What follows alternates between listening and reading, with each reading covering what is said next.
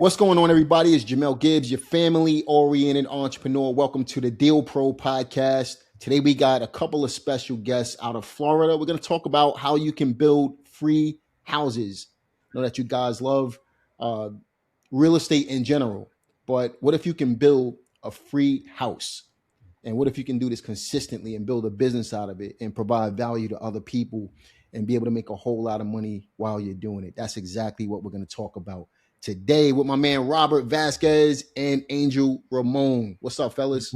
What's going on, man? Appreciate you being on the podcast and being able to provide value to you and your audience. So I'm really excited about jumping into this, and I appreciate Ramon for you putting this together. And looking forward just to jumping right on in and seeing whatever questions you have, man. Ask away. I'm an open book when it comes to this. Appreciate that. Now, Angel, you're from my neighborhood, man, back in Brooklyn, literally around the corner from where I used to live, man. So how did you get started doing this? I actually grew up with your little brother. So yeah, we same neighborhood, same everything. I got into this when I got out of the military. When I got out of the military, I've always wanted to do real estate. So this is what I decided to do. I became an agent, and then I started connecting myself with investors like Robert.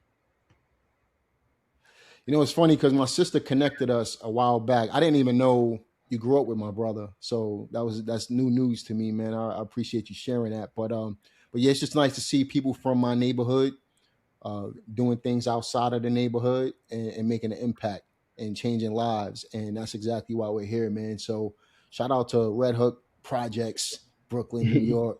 Shout out to Brooklyn in general. Shout out to New York City. But Robert, man, tell us a little bit about yourself, bro. Man, I'm from Hollywood, Florida. Interesting spot. It's gotten a lot better. Back in the day, it was Hollywood. From my understanding, it might still be. But I grew up in Section 8 apartment housing. That was and by the way, I was very, very happy and very blessed when my mom got that voucher, because we were bouncing around. At one point, we were living in a car. And when we got that, for me to have my own apartment, as in my own room, I was blessed. I was really blessed. And, with every blessing, it seems like, you kind of want more, right? And that's one thing that people have to understand and recognize that, when they receive a blessing, you can be a blessing, but sometimes people get so into hey, I want to look at the next thing. I want to look at the next thing and don't realize, the blessing you have. However, being that section of apartment housing, it's funny when you grow up without anything and then people have just a little bit more, make you realize how little you have. So when we all grow up in a poor area and you have people who actually live in houses, even though back in the day, I couldn't wait to own a house. We lived in an apartment, on the third floor looking across the street and seeing these little freaking 800 square foot houses. People own the houses. Like, oh, you're poor. You live in the apartments. I'm like, shut up, man. You're poor too. You live in a little 800 square foot house. But it was a house, so it was pretty cool. But that right there is just something that really intrigued me. It's like, how do people own houses? And that was always in the back of my head, how people were like, oh, you're poor. You live in the apartments, it made me think so you won't be poor if you own a house. And that's just something that was ingrained in my mindset, but I had no idea how I was going to get a house or, how that was even possible. And, a lot of people are potentially watching this. They have no idea how to get their first home or how to even get involved into real estate investing. The fact that you're actually providing a platform to educate people, that's an amazing thing. Back in the day, I learned by trial and error. I learned by many mistakes. I've got multiple Harvard degrees in messing up. Okay. And that's the beautiful part about, self-education or platforms like yours. You're able to compress that time. Why wait at the end of the line when you're able to just skip the line and go right into the club, So I'd rather do that. One thing I've learned over time is I'll pay to skip the line. I want to pay to cut the line. I want to compress time so I don't make any mistakes. Beautiful thing about having mentors or a big brother or something like that. But I grew up down there. I was a little stubborn, a little hard-headed. So I ran away when I was 14 years old and never went back. I ended up getting my high school sweetheart pregnant. I was lying on job applications to get a job. So I was working multiple Dairy Queens. Then I evolved to Ron John Surf Shop. Then I became a foreman at a cabinet company because the foreman was a crackhead and he would just ghost for 3-4 days, 5 days a week. And they're like, "You're up." I'm like, "I don't even know how to use this machine." And they're like, "You're up." So I had to figure a lot of stuff out on my own. But I, pretty much got her pregnant at 16. We got married at 17. At 17, I had my first son. So we were both pregnant at 17. 16. By the time we turned 17, I had my first kid. And before I knew it, I joined the military. And not because I necessarily needed it. I was actually making pretty good money as a teenager. Meaning back then I was making 60 stacks a year. So that's pretty good as a teenager. I was working multiple jobs. I just wasn't doing things that $60,000 a year as a teenager. yes, at Sheesh. 17 years old. And Yeah, I you was realized rich. that I wasn't doing the right things, because that was a accumulation of a lot of different things. Mhm. And I just looked at my son one day and I was like, I want him to be proud of me about something, not like, hey, dad's doing good money, but what's he doing to get that money, right? Mhm. So one day I just had I saw a TV commercial, and I remember growing up watching, Chuck Norris and Jean-Claude Van Damme and all these action movies, and I'm like, nah, that's me. That's what I'm going to do right now. I took a little detour with getting pregnant and having, nah, I'm going in, and I joined the military. I turned 18 in basic training. I thought I was going to make a career out of the military. I got injured in Iraq, and that terminated everything. And then I found myself accidentally and fortunately in the finance industry. Was bouncing around from job to job trying to figure out what's going on. I was homeless because when I came back from Iraq, I was stressed out. I wasn't in the right state of mind, and I separated from my ex, and I was too proud to ask for help. I mean, here I am. Got married at 16. I have my first kid at 17. I joined the military, and here I am coming back home, and I'm about to ask for help from family. And like, nah, I wasn't getting shot at in a Ford Mustang. It was uncomfortable, but I wasn't in the combat zone. So I was like, no, I'm good here. My family's like, hey, why don't you come over here? And I was like, no, I'm pretty good. Don't worry about me. Auntie, you're like, I'm good. Yeah, I'm good. I'm good. And just bouncing around, just parking the car at different family members' houses or down the street, getting some food over there real quick, and then coming back to my apartment. And fortunately, I got a job at a mortgage company. And I want to say that job really honestly changed my life. Never did I think at the time that I'd be doing what I'm doing now. And sometimes I think certain opportunities unlock something in people's minds to understand that why not me? Like I could do this, right? Mm. And that mortgage company changed my life because I went from trying to figure out how to put gas in my car, trying to figure out how to make money, and then I'm looking at 20 something year olds making 20, 30, 100 grand a month, and I'm like, this is real. I mean, this is Mhm. for real. Because I went to another job and they said you can do all this. It turned out it was like one of those boiler rooms for a currency exchange outfit. That's a different story altogether. But never made no money there. So when I got the opportunity, the mortgage company, I thought it was a scam as well. And I'm fortunate that I didn't. I mean, everything that they taught me at that company honestly genuinely unlocked the door. And ever since I received that information, which to be is knowledge, it's the secret. And they have multiple books on this. One book's called The Secret. It's literally called The Secret. Errol, was it Errol Nightingale talks Mhm. about that. There's a lot of great books that they talk about this. It's just the power of belief or law of attraction. It all kind of flows into the same thing. But I'll never forget that job really changed my life. And I remember even sharing information from that job to my ex-wife where she's like, I don't know if I should apply for this. I don't think I qualify for this $30,000 a year job. And I'm like, apply for that one. She's like, that's $60,000 a year. I'm like, you don't know. You don't know if you're going to get it unless you apply. That's And right. and she applied for it and then made 60. And then at the end of the day, made almost 100 grand after commissions that year. So she was about to level or limit herself to a $30,000 a year job, but just by going for it and applying for it, ended up like making really good money at the time. Mhm. And it's something I share with a lot of people. Some people just need a little bit of direction. It just really depends on the person and who they are, but information's out there. And I'll tell you right now, whoever wants whatever it is they want, they can get it. They may not get it when they want it, but if you keep focusing on what you want, you will eventually get what you want. As long as you just beat everyone else, meaning you just don't give up. And that's pretty much how my story. I evolved because while there's a lot of wins, there's also a lot of losses along the way. Mhm. Man, I love that story. It sounds very, very similar to mine's, Yeah, it's ironically, just like man. I mean, just a lot of different things that you touched on. I didn't know. And at the end of the day, your story is very, very similar to my story, man. So I love that right off the bat, man.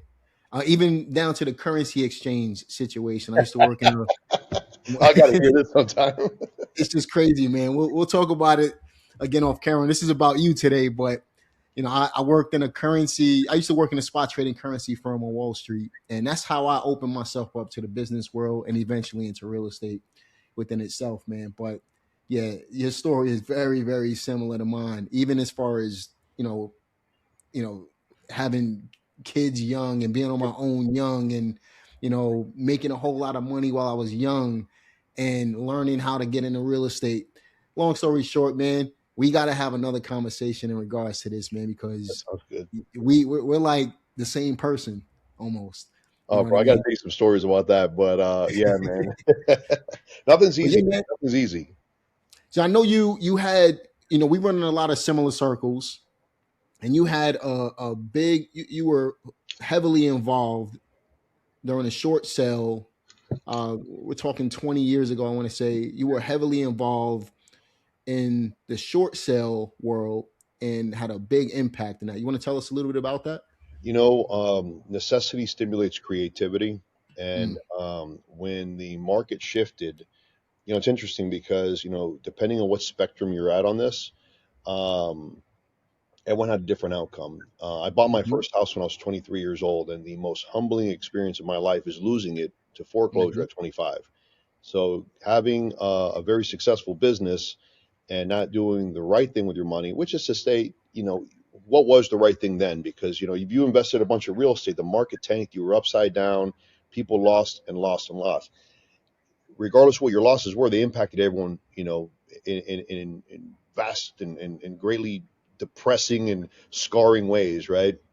And hmm as a man, it was very like scary to hear that, not knowing that was the sheriff's about to kick you out. I had 4 kids at the time, so it was just scary because I go from making all this money in the mortgage business, and that month that everything was taken away from me, I learned a lot. That's why I have that hmm sense of urgency. I was set to make $2 million that month in mortgage commissions. $2 million. I had a pipeline of over $40 million by myself. Okay, and I'm like, I'll close that next week. I'm chilling. I got money. I'm a little lazier right now because, as my mentor says, the only way to coast is downhill. Anytime I mm, have a pipeline like that, I'm like, let's go, let's go, let's go, because nothing is true until that wire hits your account.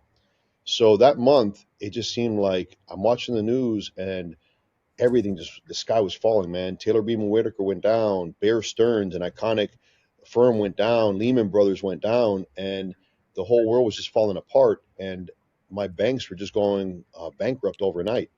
And I just realized that my entire business was based on an industry that was just eradicated literally overnight. And I had no foresight because I hmm wasn't a banker. I wasn't at that level. I was in the weeds trying to get business in and trying to service clients, but I didn't have a macro point of view. I had a very micro point of view. I hmm needed to worry about my business, my sales coming in, and my conversions. So I lost my house, and like I said, it was the scariest, most humbling feeling ever. And then not too long after, they repoed my Navigator, mm, and man, talk about having 4 kids to feed. I'm having 4 young men looking at me, and I'm like trying to maintain that the I'll figure this out, like trying to cool everything down, not let anyone know what's going on, and a lot of stress and a lot of pressure with that. And naturally, people they just started losing their houses real quick. And I was like, how the hell this happened so quickly? And hmm I started learning about whole loan operations. I started educating myself on CMBSs versus RMBSs, commercial mortgage-backed securities, residential mortgage-backed securities. I started trying to figure out how did I lose my house so quickly? Because after that first wave, millions and millions, tens of millions of short sales flooded all these court systems that created a massive backlog that allowed people to stay in their homes for years without paying. So while a part of me was jealous, like, "Wow, what's going on? How does this guy stay in his house for years?" At that point, I had already created my new vehicle, right? Like, what can I do? hmm And we started negotiating with banks like immediately. No one knew what was going on. There was no course on this. And then finally, this guy named Gus out of California sold me this BS partially put together course for $2,200. That seemed like $2.2 million for me at the time. I didn't have it, and I somehow mustered up the money, and I helped this guy out. It took me forever, okay, to do that short sale. I mean, everything to include calling the bank and be like, "Hey, so you like golf, huh? what kind of golf clubs do you like? Wink, wink, doing everything I can. The guy's like, I live right here. I go, golf clubs are coming to you. How do I get the money for golf clubs to see if I could parlay this into an approval for a short sale? Long story short, I made $122,500 in my first short sale deal. And then that started triggering and kept going and going. And that evolved into again, fast forward, that evolved into this process takes so long. How can I speed this process up as an efficiency-minded individual? So I started learning about capital markets, okay, and how I could become the bank. And if I become the bank and I buy all this debt, I could approve these mortgages or approve these short sales or approve these loan modifications faster if I'm the bank. So the question is, how do I become the bank? Not, there's no way I could become a bank, right? Everything with me is how can I? Not, it's impossible. And that thought, how can I, led me down a massive rabbit hole that educated me on capital markets, on camel ratings, essentially how we have credit scores, banks have credit scores. And by understanding how, if banks have credit scores, which banks can I target? Okay, like if I'm going to go to Bank of America as an example, and they have A-rated loans and their books are good, why am I going to waste my time going after that? I'd rather go with that local small bank that has a D rating, as an example, or level 5, because they're in danger of being taken over by the FDIC, or they're already being shopped out to other banks. So the bank's trying to liquidate. They need to liquidate. They need people like me. So what I realized is during the recession, the '08 recession, it allowed the door for smaller players, okay? It allowed the door for people like me to get in. Because before that, you had to be Joe Banker, okay, bank to bank trading debt, because that's what happens. Banks trade debt from bank to bank. Post the recession, banks were looking to stay alive. They opened the door to anybody who had money. So in my genius state, purely by accident, I started a new company, Countrywide Capital Group. And now Countrywide Home Loans was the largest lender in the country. They owned 1 out of every 3 mortgages in the country, so by far the largest. They owned a third of the mortgage industry, and then bought or serviced a large portion of everyone else's loans that they serviced as well. So they went under, and then I think a year later, give or take, I'm like, all right, they're under. No one wants to do business with me under this name. It doesn't sound serious, so let me rebrand it. And I was like, what can I do? And I'm trying to come up with jingles and all this stuff, and I created, first of all, in the short sale business, I created the SS Express, and I came up with a whole logo. It was a choo-choo train, like the speed train, like choo-choo. And then I put that out there, like, bro, that's a terrible name. I go, what do you mean? I go, well, have you looked at the domain? The SS, it looks like it says the Sex Express. I go, no, it says the SS. Oh, man, I can't do that. So then I had to rebrand it because I was getting the wrong kind of traffic on the website based on the domain. So then I rebranded it, and eventually I settled on Countrywide Capital Group, because I was like, Nationwide Capital Group? I'm like, yeah, Nationwide's on your side. No, that's a logo already. I can't use that. That's a jingle. And then when I started calling banks as Countrywide, my first opportunity that put me on the map, I traded 5,000 loans. I put 7 figures in my pocket.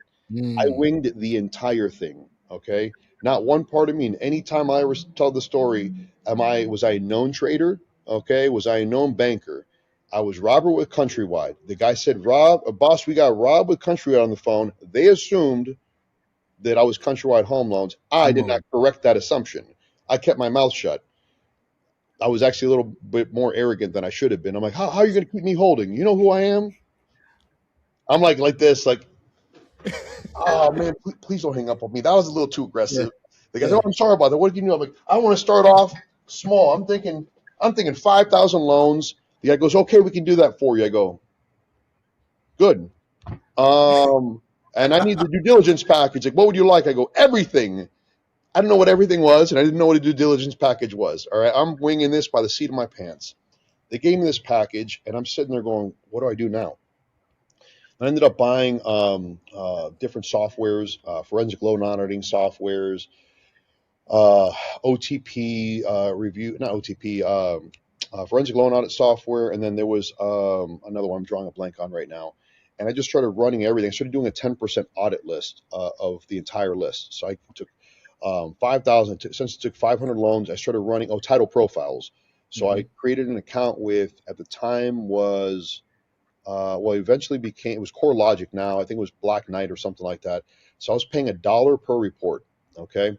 Now, meanwhile, I barely have a couple bucks to rub together. This money that I'm coming in, I'm so far behind schedule, right? That by the time these things are hitting, that money's gone the moment it comes until I close that transaction.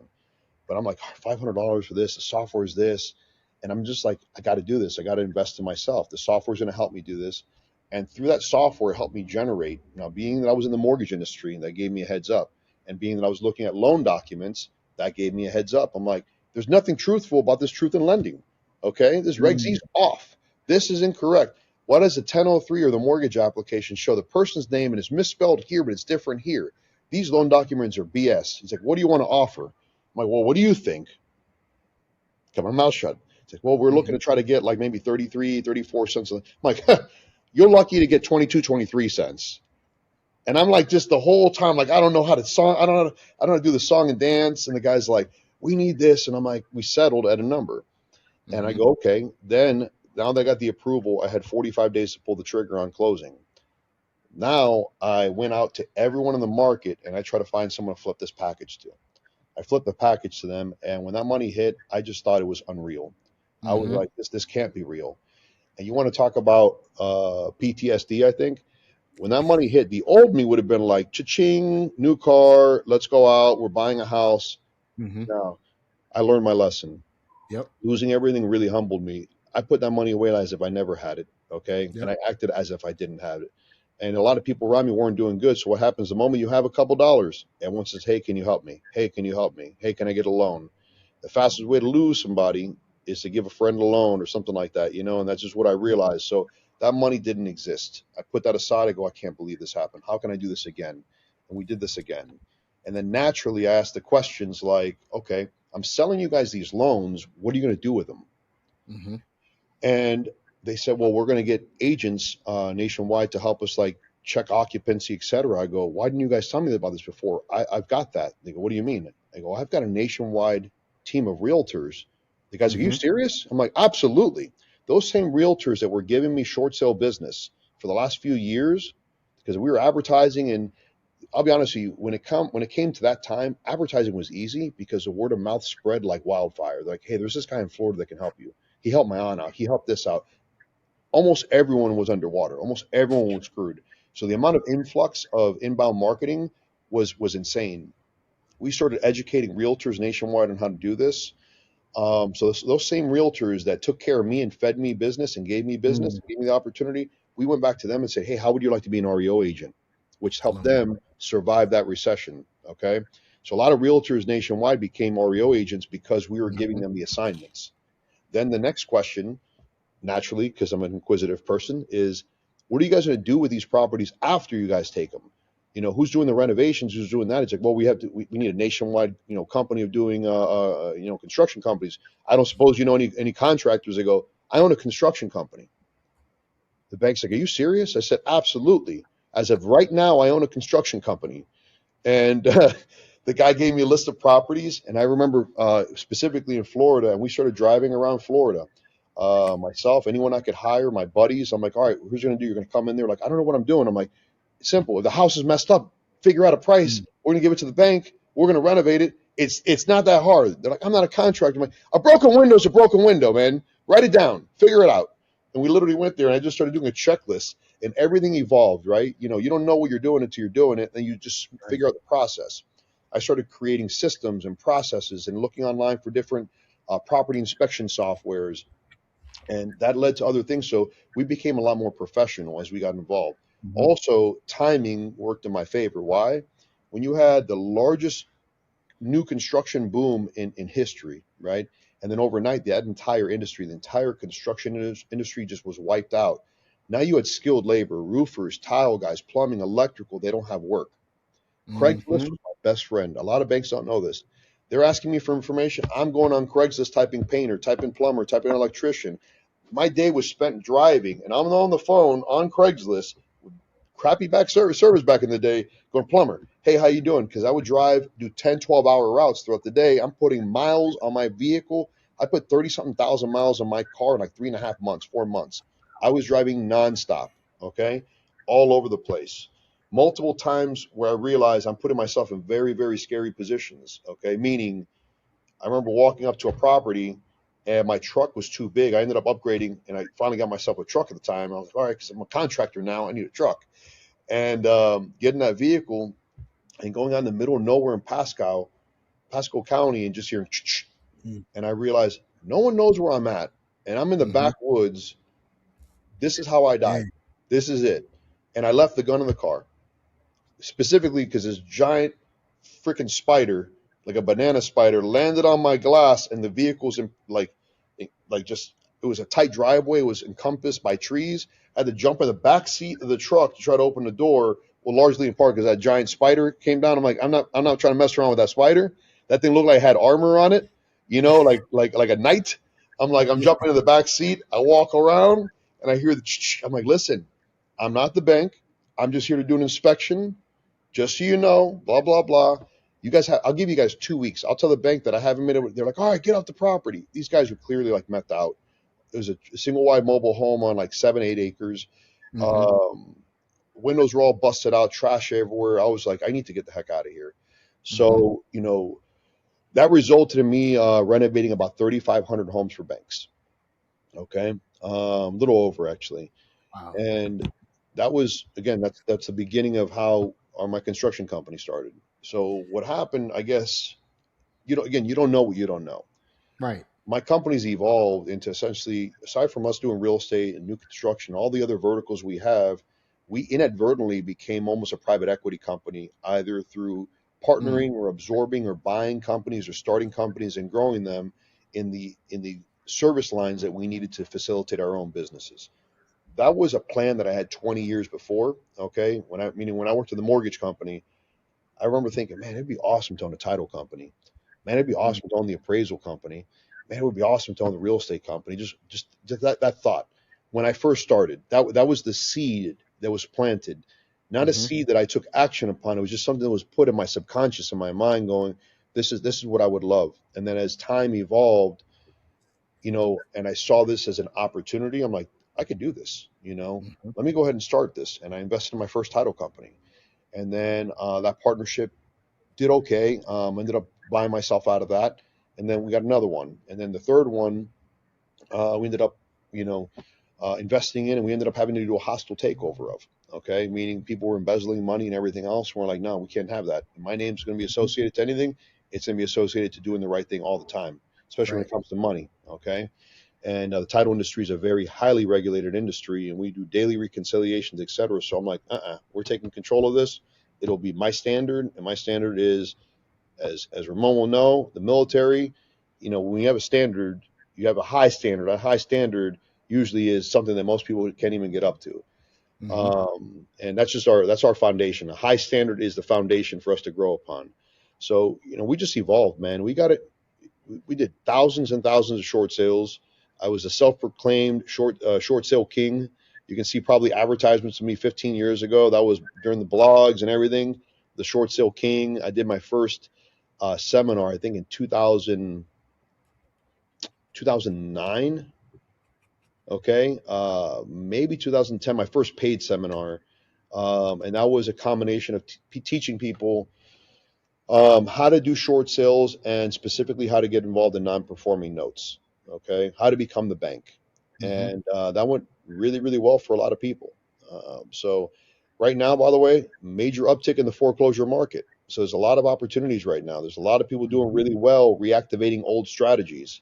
So to your audience right now, there's a lot of things that are fads, right? There's a lot of things that people come back up with that make it sound sexy. It's not a new strategy. Okay. It's an old strategy.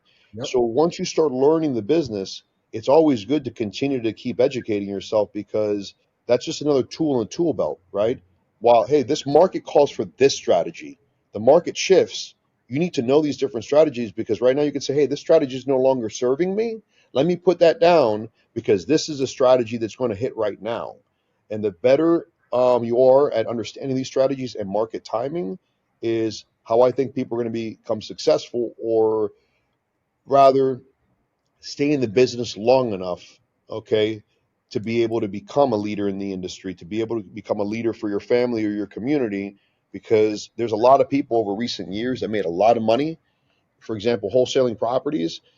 like I know people that just had no experience, came in at the right timing, and were Yep. flipping properties to institutional investors, much like I did, but they were doing them one off, Mm-hmm. hundreds and hundreds of them, but one off. Where again, every time I looked at that, it's good, it's very profitable, but I was spoiled and I went to the reverse. I sold thousands at a pop, so doing one off just wasn't sexy enough for me, but it was Mm-hmm. still profitable. One of my buddies in Florida, when we heard their numbers, we thought they we're like, really? You're doing 300-400 wholesale transactions a year? That's a lot. We're talking about millions and millions of dollars in revenue on wholesaling, but they were wholesaling to institutional investors. Guess what happened with COVID? Guess what happened when Starwood cut the lines of credit to multiple of these acquisition firms? Because a lot of people don't know that Starwood was one of the biggest backers to all these hedge funds. Those same hedge funds that were giving me a hard time and didn't want to do business with me, or for whatever reason, guess who's calling me and asking for a job? All those Mm-hmm. reps, because they got fired and they were like, "Well, you're still in business." Of course I am. But remember when you said you want to do business with me? Can't help you. You know. By the way, Right. we're also not hiring right now. But again, it's market timing. People say you don't time the market. You never time the market, but sometimes with what's going on in the market is where you're able to deploy a certain strategy. And in recent Yeah. years, new guys were able to hit home runs, but that market has shifted. So what do you do to stay involved right now? I noticed one What thing do you too. What do you feel is working best right now? What's that? What do you feel is working best right now? For me, new construction. Mm-hmm. Reason being is Yep. significantly lower competition.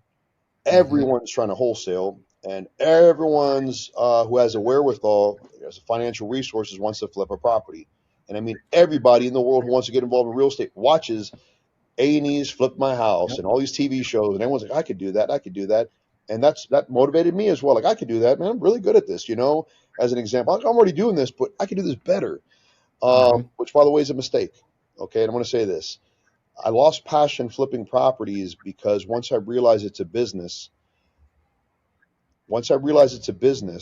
my design and my creativity was put away Mm-hmm. for practicality. Meaning, I thought about this. I have mentors, and when you go to McDonald's, a quarter pounder with cheese will taste the same in New Orleans than it will in Miami. They won't taste different. Okay. So when Right. I'm looking at my flips, I realize in order for me to scale this, I got to go with the same one or two floors. I got to go with the same two color schemes because what ended up happening, and I'm sure that people watching this may have already experienced this or they will. I'm going to try to prevent this from happening. Your garage will come home. You'll come home, and if you have a garage or self storage facility, whatever it is, you're going to start storing all this extra material that one day you're going to use, but you keep changing Mm-hmm. your mind on the next flip, and then you have a bunch of tiles that you can't complete a house and a bunch of paints that you won't ever use again. But if you keep using the same color palette, the same floors, the same this, now you have inventory. Now you can keep reusing it. So I kept doing that over and over and over. Honestly, I just lost my passion for it. Once you do, and again, this is where it kind of goes to. I wish one day I'd be able to flip a house. So now Mm-hmm. I flip so many that's like, man, I wish Yeah. one day I could start building houses. And then you go from that to, man, I wish one day, at least for me, I can start doing communities. Now I got Yeah. that checked off. That's like, man, I wish one day. So my message, I guess, to you, or you're more, you get this already, but to your audience is be aware and be grateful for where you're at, but never stop pushing that envelope because you're going to get to a point where you're going to bust through every barrier. Okay, and the only Mm-hmm. barriers you really set or that you have are the ones you set for yourselves. So if you think, hey, you can build an apartment complex, don't let anyone ever tell you no. Okay. Mm-hmm. Right now, I'm not going to rest until my mom's name and all my kids' names and my family's names are all on street names. Okay, Mm-hmm. are all on streets. So I'm creating my own subdivisions for this, but for whatever reason, if we flip that subdivision to another builder because we're going through the entitlement process on multiple projects, then they have Mm-hmm. the free for all for that.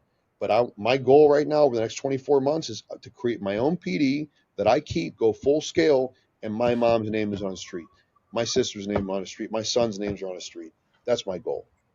That's awesome, man. I'm loving this whole story, brother.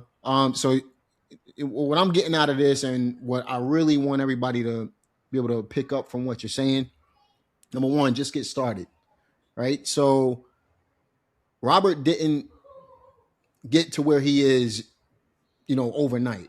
That's an obvious thing, right? So at the end of the day, just getting started, but also taking imperfect action, right? This is a cliche sentence you guys have heard many times over. Take imperfect action, because taking action is better than being perfect and not ever doing anything, right? So if you just get started, if you just figure it out as you go on, again, your story sounds very similar to mine. I figured things out, never had a real mentor to show me everything I needed to know. I figured things out as time went on, put pieces together, and that led me into the next phase of my life. Very, very similar story to mine. Um, and it was all because I didn't think about, the perfect situation. I just did it and then figured it out as I went on. Okay, that didn't work, so let me try something different. Or that worked, let me keep doing that. Mhm. And that's a little bit of common sense that we're using here as well, right? So because of that, you were able to build infrastructures. For example, the short sale infrastructure that everybody was using. Short sale king, man. It all started right there, right? Which led you into where you are today, Mhm. building communities, putting your names on streets. And it started off at the bottom of the barrel. You literally told a story from going from being homeless to really putting your name on streets at this point, man. Wonderful, wonderful story, brother. Yeah, well, think about it like this too: is if I didn't lose that house, right? Mm-hmm. If I didn't lose the house, I wouldn't have had the Mm. passion to help as many people as I did, because I know how scary that was. And when I was able to speak to people, I wasn't selling anybody. I know, and I can communicate to that person that I was trying to help, that I know what this is like. Which, by Lived the way, it. we didn't even touch into the houses that we were able, the non-performing notes we were able to keep. The fact that when we called people in order to try to negotiate either cash for keys or whatever the case is, we were able to modify a lot of loans and get a lot of people to stay in homes. Merry Mm-hmm. Christmas, Happy Hanukkah, whatever the case is. How much do you owe? Forget that. We're going to waive all your back fees. We're going to adjust your interest rate. This will be your new payment. We keep Mm-hmm. that on the books for 6 or 7 months, and we retrade that debt as a reperforming loan. So there's a lot of good that we did along the way. But I'll tell you right now, had I not have lost my house, which by the way still hurts me, depending on who I'm talking to, that pain is for real, man. Mm-hmm. That was my first house, 23 years old and losing it. That pain stays with me. That pain motivates me. But if I didn't lose that house, I don't think I'd be building houses right now. Because That's prior right. to that, my whole trajectory was mortgages. Okay. Who knows? I would have been probably the largest mortgage lender in the country. Who knows where I would have been, but I don't think I would have been doing what I'm doing right now. So Mm. sometimes these detours in life could be these blessings, that you don't see. They say that God, when you pray for God and you ask Him for wisdom, what does He do? He gives you problems for you to solve. And all these different things. People ask for riches, but maybe he creates these hurdles that you lose everything to understand the value of money in order for you to, once you get to a certain level of success or financial, financial success, whatever the case is, you know what to do with that money. So I love these memes when I see these things about, when you ask for God for patience, He gives you this. When you ask God for money, you know, I look at that sometimes, and Yeah. it's things you don't really recognize at the moment. But even talking to you right now, I don't think I would have been building single family homes. I don't think I would be a builder. I don't think I'd be aspiring to be a Southeast regional builder, and be a competitive, a competing force. Who knows if in the next 10 years I'm going to be competing with Lennar, or I might sell out. What I mean by sell out, I never in my life thought I'd be exiting my business to private equity companies. I almost sold my Mm. title company, and it's like, you know what? If a guy from nothing can have just one of my businesses that I could potentially sell for $50 million, what if I just keep working this thing and improve it and then sell it for 100 million?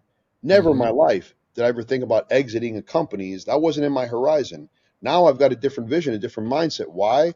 Because I've been educated on it. Why? Because I have mentors who are saying, that you don't have to ever just worry about shutting down your business. You can sell this, and understanding about how private equity works. Dude, my mind's just, it's a sponge. I'm Yeah. always constantly learning, and I like to surround myself around people that are doing infinitely better than I am. By the way, if you're the smartest Mm. person in your circle, upgrade your Yeah. circle. Yep. Absolutely. Absolutely, man. Which leads us into the free house situation, right? So you're building new houses right now. How can a beginner just getting started right now, somebody's new to real estate, obviously new construction is the way to go right now. In my market, we're doing townhomes as well as, a big one in my market is industrial properties, right? So how can someone, now I know for a fact that I can get a 30, 40, 50, 100 unit townhome project off the ground with basically no money out of pocket. I know how to do that. I know I can build a 50,000 square foot industrial space, no money out of pocket, right? How does someone brand new right now, starting from the bottom, build a free house? Hey, look, real quick before we answer that question, I wanted to give a quick shout out to the sponsor of this video, PropStream. Listen, if you're a beginning real estate investor or even a vet and you've been doing it for a while, but you're looking for a way to automate your real estate investing business, PropStream is the answer. PropStream allows you to pull leads. It allows you to skip trace the leads. It allows you to pull comps. It allows you to contact the sellers through something called Batch Dialer. There's a lot of different features that PropStream offers the average real estate investor, and I believe that it's a great tool for your real estate investing business. It's something that I use whether I'm looking for land, whether I'm looking for houses, whether I'm looking for commercial properties. It doesn't matter. I use PropStream every single day in my real estate investing business. And yes, they are the sponsor of this video. What I recommend you do is click the link in the description box. Check out the plan for $199 a month. The reason for that is because with PropStream, they allow you to pull up to 50,000 records on that plan. And just to put that into perspective, when you use other software platforms that allow you to pull leads, they usually charge 10 to 15 cents per lead. So if we wanted to pull, let's say 10,000 records for the month, basically that's going to cost in between $1,000 and $1,500 just to do that. But with PropStream, you can pull 5 times that amount, 50,000 records at a fraction of the cost. Again, just $199 per month. Check out that plan. You can get a trial by clicking the link in the description box to see if this software is right for you and what you're looking to do in your real estate investing business. Again, check out PropStream, check the link in the description box, and let's move on with the content. Okay. It's like building or baking a cake. The way I like to say it, all right? You need to have the right ingredients, all right? So in order for you to build a free house, you need to understand what the ingredients that go into that that batter, all right? So what do you need? You need a general contractor, depending on the state you're in, okay? Because certain states like New Jersey, you can just apply to become a general contractor. Texas, you don't need to be a general contractor. Florida, you got to give away every one of your teeth just to be one because it's very difficult to be a general contractor. So you either need to understand your state laws. And by the way, depending on where your audience is, this strategy may not work. Nationwide. Yeah, it may not work certain markets because certain markets it's cheaper to buy existing inventory. Like some markets in Ohio, why would you even build? Because there's no appreciation in certain markets. It's a cash flow driven play. So you're able to buy properties you can cash flow immediately on. Now there's other markets that people say, well, the price points are way too expensive. Good. That doesn't mean you have to be in your market. You can still do the strategy in multiple markets. Okay. So you need a general contractor. Okay. You need a private lender that can do your loan for construction. All right. You need a realtor to help you find lots, or you need software services like PropStream or Batch Leads or Resimply, or a lot of different software programs that are available to help you identify lots. Okay. You need building plans. Okay. And again, if you partner with a GC, that GC may very well have building plans. Now, I'm going to give you a little insight.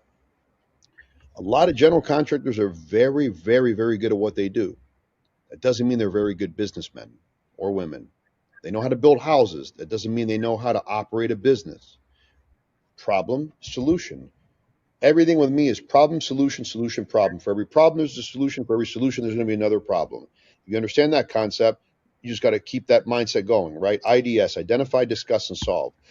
And I say that, okay, to plant the seed that sometimes you can see somebody that's a good general contractor, but he's a terrible businessman that you can partner up with. Edward C. Barnes, a story was written on him. I mean, money books, but that one might be How to Win Friends and Influence People. Yeah, the man who thought himself into a partnership with the great Thomas Edison.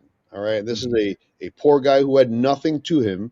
Okay, he had nothing to his name, and one day he said, "I'm going to partner with Thomas Edison. Now, that's to say that you come from nothing right now, and you're going to say, I'm going to partner with Elon Musk, because that's what That's Thomas thinking Edison grow does. rich. Say again? That's Think and thinking Grow grow Rich. rich. Yeah. Yeah, but for your audience that doesn't know this, number one, read that book, because it's an excellent book. It's a great way to plant seeds. But the man who thought himself into a partnership, and to kind of just recap that, it's a guy who said, I'm going to partner with Elon Musk, because that's what Thomas Edison was at the time.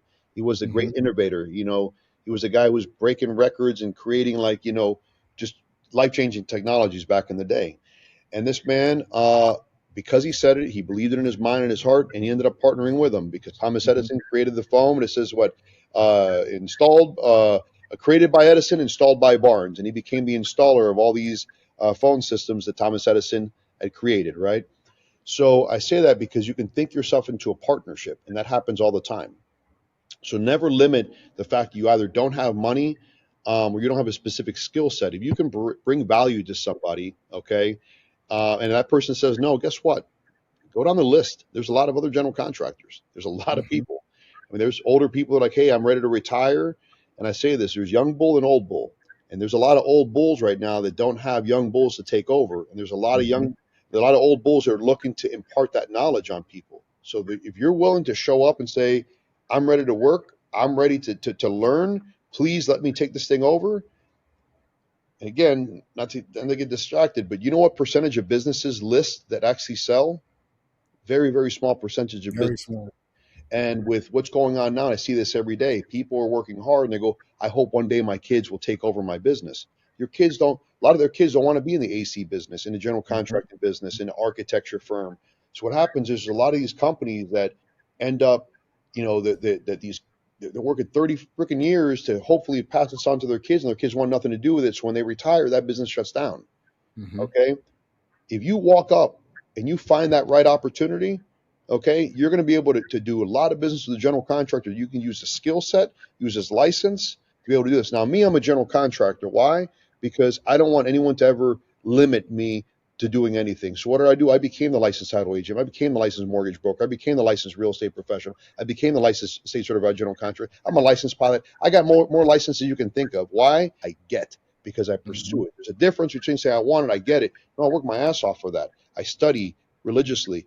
I'm a student of my craft. Okay. I suggest if you want to do this, you eventually, you know, get your licenses. However, you can partner with people. All right.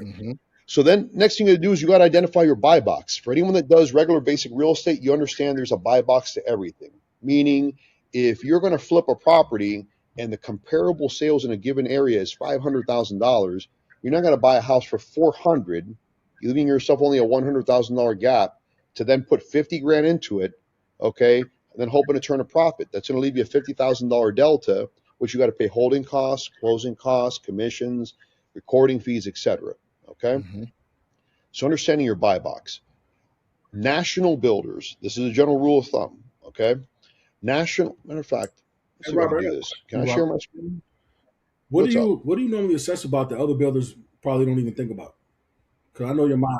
Say So what do again? you assess about the other builders don't think about? I know how your mind works, so I know there's things that you assess with on deals.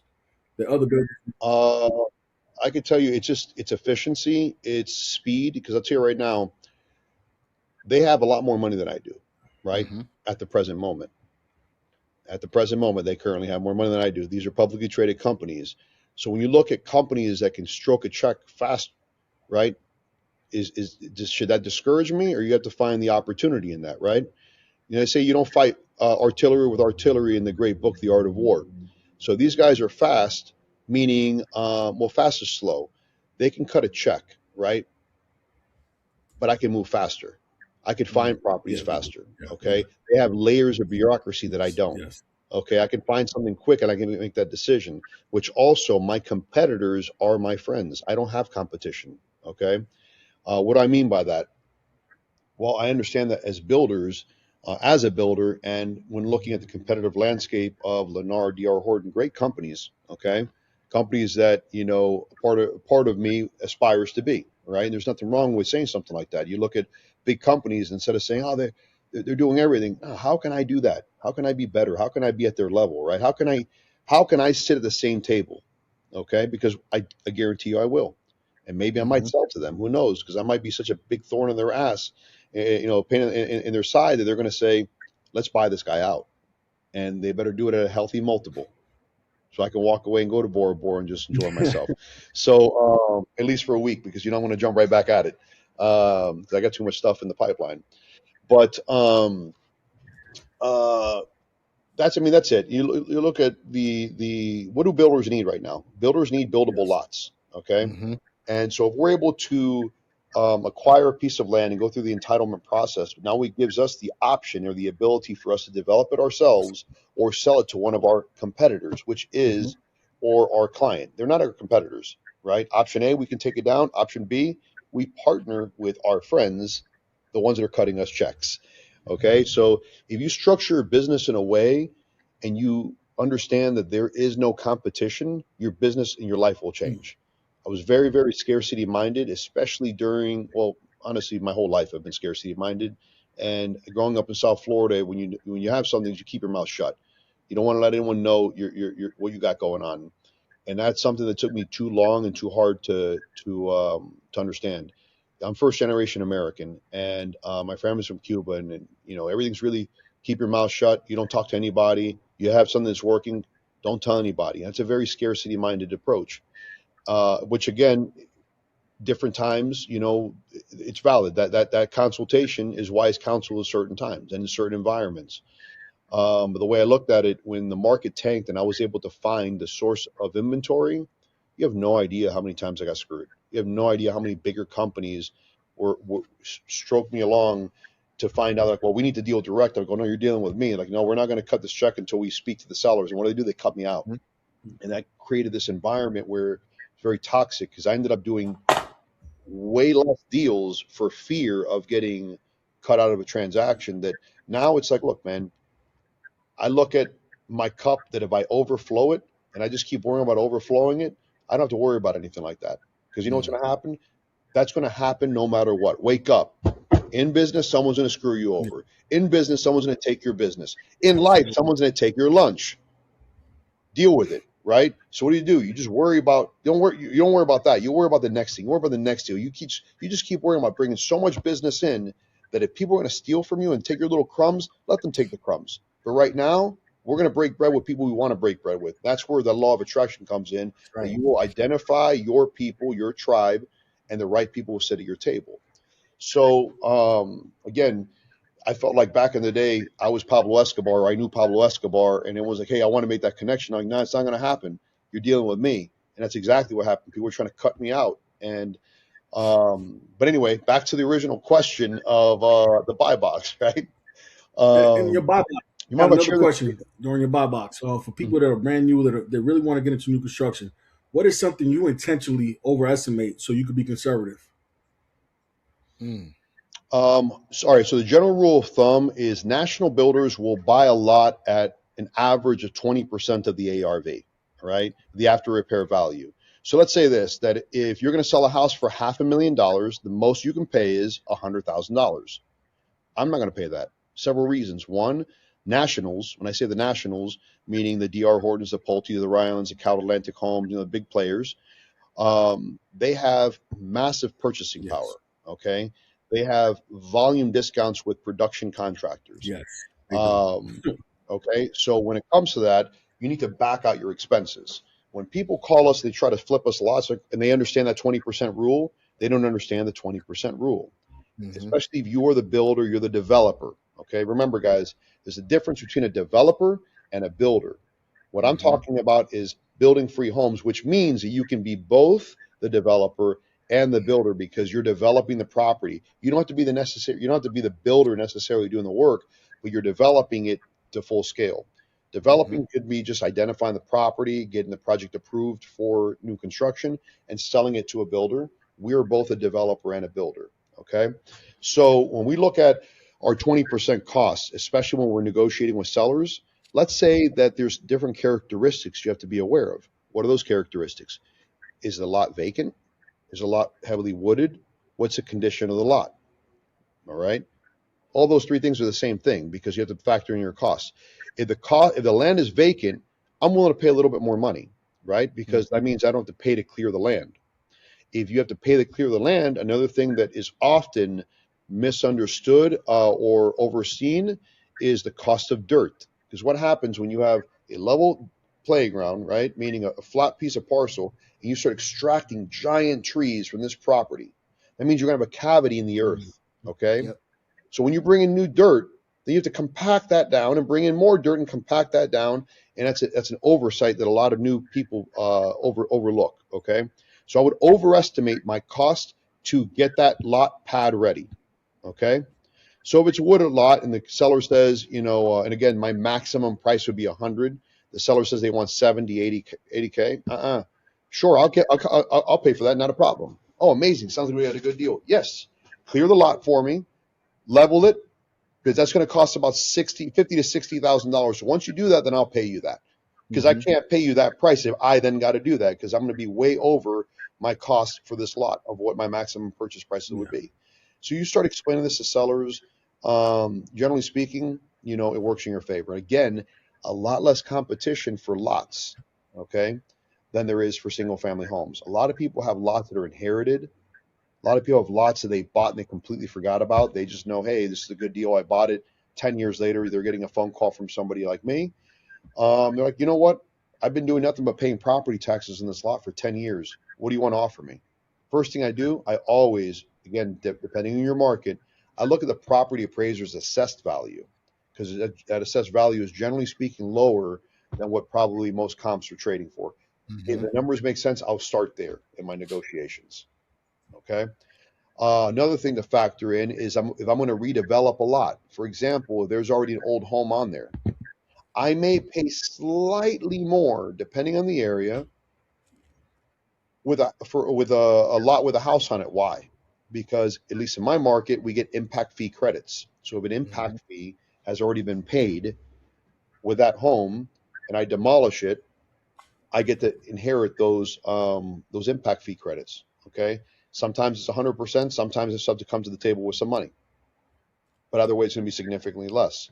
So let's say that for me to build a single family home in Orange County and impact fees, I might have to pay, let's say, $19,000 and change.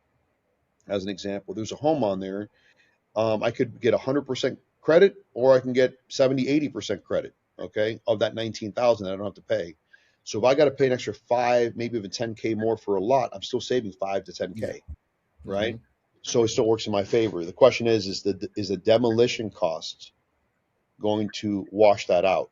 If that's the case, then I always negotiate for a better discount. Why? Because now you're going to task me with the responsibility of demolishing a structure, which I've got to pay for, hauling it all out, etc. Which, remember, when you're negotiating with sellers, the cost and the headache is always significantly higher, which it is, but you need to justify your time, right? Because you're doing that work. That's extra work for you. So let me see if I could. Really, a civil engineer will be able to tell you a lot of this stuff as well. A lot of times they'll do a free consult, or at least look into a project, especially in the early stages, in order to be able to get, give you an idea of what can be done on that land and how much it's going to cost too. So when you talk, to a civil engineer, you can contact a civil engineer in your local area and just, tell them exactly what you're looking to do. They can look at the zoning and everything like that. You can contact the local area, the local municipality, to see what the zoning is for that particular property, but then contact the civil engineer to see what the potential is as well, right? We contact civil engineers. We for our site and grading plan. Okay, they do our site plans, but generally speaking, a lot of people are like, "Oh, I'm going to call an architect." You don't call an architect first. First things first, you got to call the county. Okay, you have to understand what the setback requirements are. For example, if a lot is 50-foot wide, you're not going to put a 100-foot wide home on there. It's common sense, right? If the lot is 50-foot wide, we have to find out and do the reverse, subtract it. What's the setbacks? What are the setbacks? The setbacks. Imagine if you had a square, right?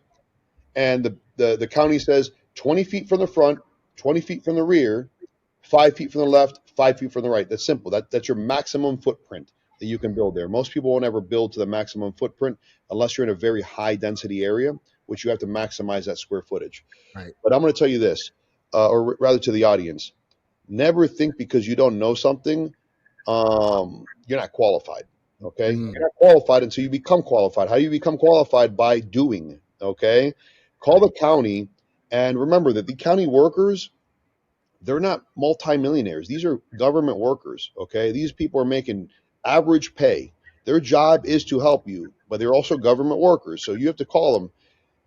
Hey, Mary, how you doing? It's Rob. Listen, I need some help. Okay. I'll be honest with you. I'm really new at this. Can you please take 2 minutes and walk me through this? Okay. What does that mean? Even if I know the answers, I still like to do it just because I want to get on someone's good side. Like, oh, sweetheart, I'm going to buy you some coffee next time I go over there. It doesn't matter, right? I just try to butter them up as much as possible. Oh, they don't know the answer? What does that zoning permit, right? Whatever questions you have, call the county. Bug them. Those are your taxpayer dollars at work, okay? You want to talk about the fastest way to learn? Call the county and then learn, okay? Because they're going to tell you, well, that's a building department question. Well, that's a zoning question. Well, do you mind transferring me over there? Matter of fact, who should I speak to over there? What's their direct phone number before you transfer me? I always ask that question. I don't want to get stuck through that phone tree, okay? You start learning that real quick. You start navigating through all that. Hey, Tom, this is Rob. You the planner for the day? Awesome. I got this lot right here. What's the current zoning? I have a question for you. What's the future zoning here? Future zoning is something that's important, right? Because if I got to change the zoning, what's the probability that what I would like to change the zoning to would get approved, right? And again, I don't buy anything on speculation. I buy on the condition that it does get approved, and you have to wait for that approval process to limit my risk, limit my exposure. Everything I'm going to be discussing here, what I'm going to show you to do on how to do one house is how you can do this on everything, okay? Generally speaking, in a presentation, I show this because I go literally how I'm going to do this large project. It all starts with one house, okay? So this is some of our affordable housing we've done. Numbers, stats. Give me one quick second. Bam. Okay. All right. Can you guys see my screen? Yes, sir. I can. All right. Perfect. So we talked about the recipe here. All right. So the recipe to build this cake. All right. To build this free house, like I said, we need a general contractor. We need a private lender or construction lender. There's plenty of those available. If you don't, reach out to me. I got you covered. All right. You need a realtor or a wholesaler, or you need to get skilled at finding lots. It's not that difficult. Okay. Again, if you live in a certain area like Brooklyn, good job. Good luck trying to find an empty lot that's going to be affordable. You guys can do this same strategy elsewhere. Okay. So if you don't have this available in your market, look in other markets. There's a lot of money to be made. Now, on my affordable house, I make no less than $100,000. Okay. Now, I'm going to give you a macro level overview over my Kylene model. The Kylene's my niece. I called this one after my Kylene, after my niece. It's my duplex model. All right. So let's talk about this. Again, numbers change. This is why you have to understand your buy box. All right. This property, we bought this lot for $36,000. This lot's actually worth about $80,000, so we got a good deal no matter what. All right. Now, again, this is an example that I paid about $10,000 or $11,000 more in dirt, okay, than I anticipated, because this is such a large lot. It was heavily wooded. Either way, the discount warrants the risk. You guys follow me? So no matter what, I'm going to show you how, even with overages, which I don't have many at all, just that dirt cost, I still am winning, okay? So let's say I build this at an average of $110 a square foot. Remember, I'm a builder. This is my cost, okay? Your cost might be different. We're going to talk about different structures you can make with different builders, all right? So this property cost me about $330,000, right, to build, plus my 36K lot. Where are we at? $366,000. You guys following me? The after repair value is $625,000. I'm all in for $366,000. The value is $625,000. The lender financed me 100% of my build cost because my cost is so low. But what's the build cost? All right, we're gonna peel back the onion. So I want you guys to roll with me. All right, because I'm gonna break down these numbers in as simple as I possibly can, because I want you guys to thoroughly understand the strategy. It's not rocket science. It's just using this. And by the way, the simple answer is this. If any of you guys have ever heard of the BRRRR strategy, what I've done is I've stacked strategies. I call this my strategy stack. I took my BRRRR model and my new construction, and I put them together. That's it. It's my BRRRR and new construction model. So the lender financed me 100% of build costs. Now, again, what's build cost? $360,000 represented 58% loan to cost. Okay. My true cost to bill was $330,000 plus my lot cost is $36,000. So my total loan was $360,000. I'm out of pocket $6,000 on this house. Okay. Now, was I really out of pocket? And you can essentially get paid to build houses. That's a different strategy too, depending on your partnership. This is why a partnership with a general contractor is essential. Okay. So you can do this with virtually nothing out of pocket. You can have a private money lender that can give you the advance and then you can repay them back on draws. You guys following me? Yep. So there's a lot of different ways to do this. So let's talk about, essentially the exit. Okay. Once a house is complete, I either have the option of selling it for $625,000 minus my $360,000 loan. I have a $265,000 gross profit. That's not bad, right? No, it's not. Actually, really good. It's a little bit more than that, actually. I think the numbers might be screwed up here. But anyway, new construction meets BRRRR. So let's say I secure a loan at 60 to 75% ARV. What's the difference between 60 and 75% of LTV or of the ARV? Timing. Why? Because as interest rate markets increase, generally speaking, your loan to value will be lower because the costs to service that debt will be higher. Meaning if interest rates are at 7.5%, your mortgage payment at 7.5%, okay, will be higher, which means that you're going to be borrowing less. When I say borrowing, I mean pay back the construction loan, okay? Because the first loan is a construction loan. The second loan, if you keep this, and this is how I mean about building free houses, which either way, you can sell it as well and be into this thing with virtually no money into this deal, if you guys understand what I'm saying here. But if you're going to refinance this property, you take the new construction plus the BRRRR strategy. For those of you guys that don't know what the BRRRR strategy is, I'm sure on this channel you're going to see strategies on BRRRR. But in short, it's the buy, renovate, rent, refinance, and repeat. Okay? Buy low enough, you rent it, you refinance it, you pull some cash out, and you repeat the process. The difference is you're building, you're not necessarily renovating, but you're building, refinancing, et cetera, et cetera. Correct. So what I've done is I take that same concept and I added it with new construction. So let's say that that's 625 at 65% loan to value. I'm at $406,250. That new loan pays back my $360,000. You guys following me? Which puts $46,250 tax-free in my pocket, plus my cash flow. So essentially, I got paid $46,250 in cash, tax-free, for me to build this house, okay? And I got forced. Look at this terrible strategy here, guys, by the way. Let me do the math on this real quick for you. I'm sure it's another screen. 625 minus 406,250. I got forced to save $218,000 in equity.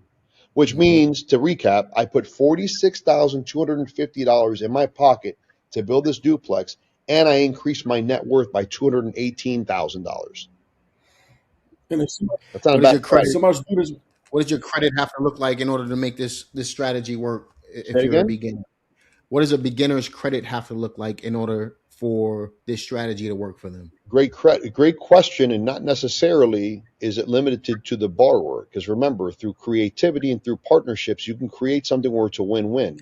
Okay. So generally speaking, you're going to want to be in the upper credit scores. You're going to want to be at least 660, 680 to do this. But remember, you can always take on a credit partner. Let me tell you something. In this example, with $46,250, if that cash-free, if that tax-free money can go straight into either paying a general contractor to be your friend, okay, your partner. It could pay a credit partner and say, look, I'm going to pay you 40 stacks or 30 grand. I'm going to put $16,000 in my pocket. I need to be my credit partner. Okay. So you're not limited. You're only limited by your creativity, not only in this strategy, but in anything else you do. Okay. As a matter of fact, the math was here. Excuse me, guys. I haven't done this presentation in a little bit. So let's talk about the exit, because I want to keep going layers upon layers. All right. Because this is not it. So a brand new house equals lower CapEx, meaning capital expenditures, which generally means higher profit. Lower margins equals less stress. Okay, higher profit margins with less stress, rather. So if a $625,000 valued home at 65% loan to value, That means that me and my GC partner, now I am the GC, so it's me and me, okay? Our net worth is increased by $218,000. Mm-hmm. The tenant pays down the debt, and you guys can split the cash flow. Now, I want you guys to keep thinking. This is a framework. How you create these partnerships is up to you.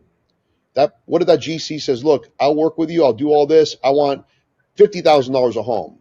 Can you afford to do that?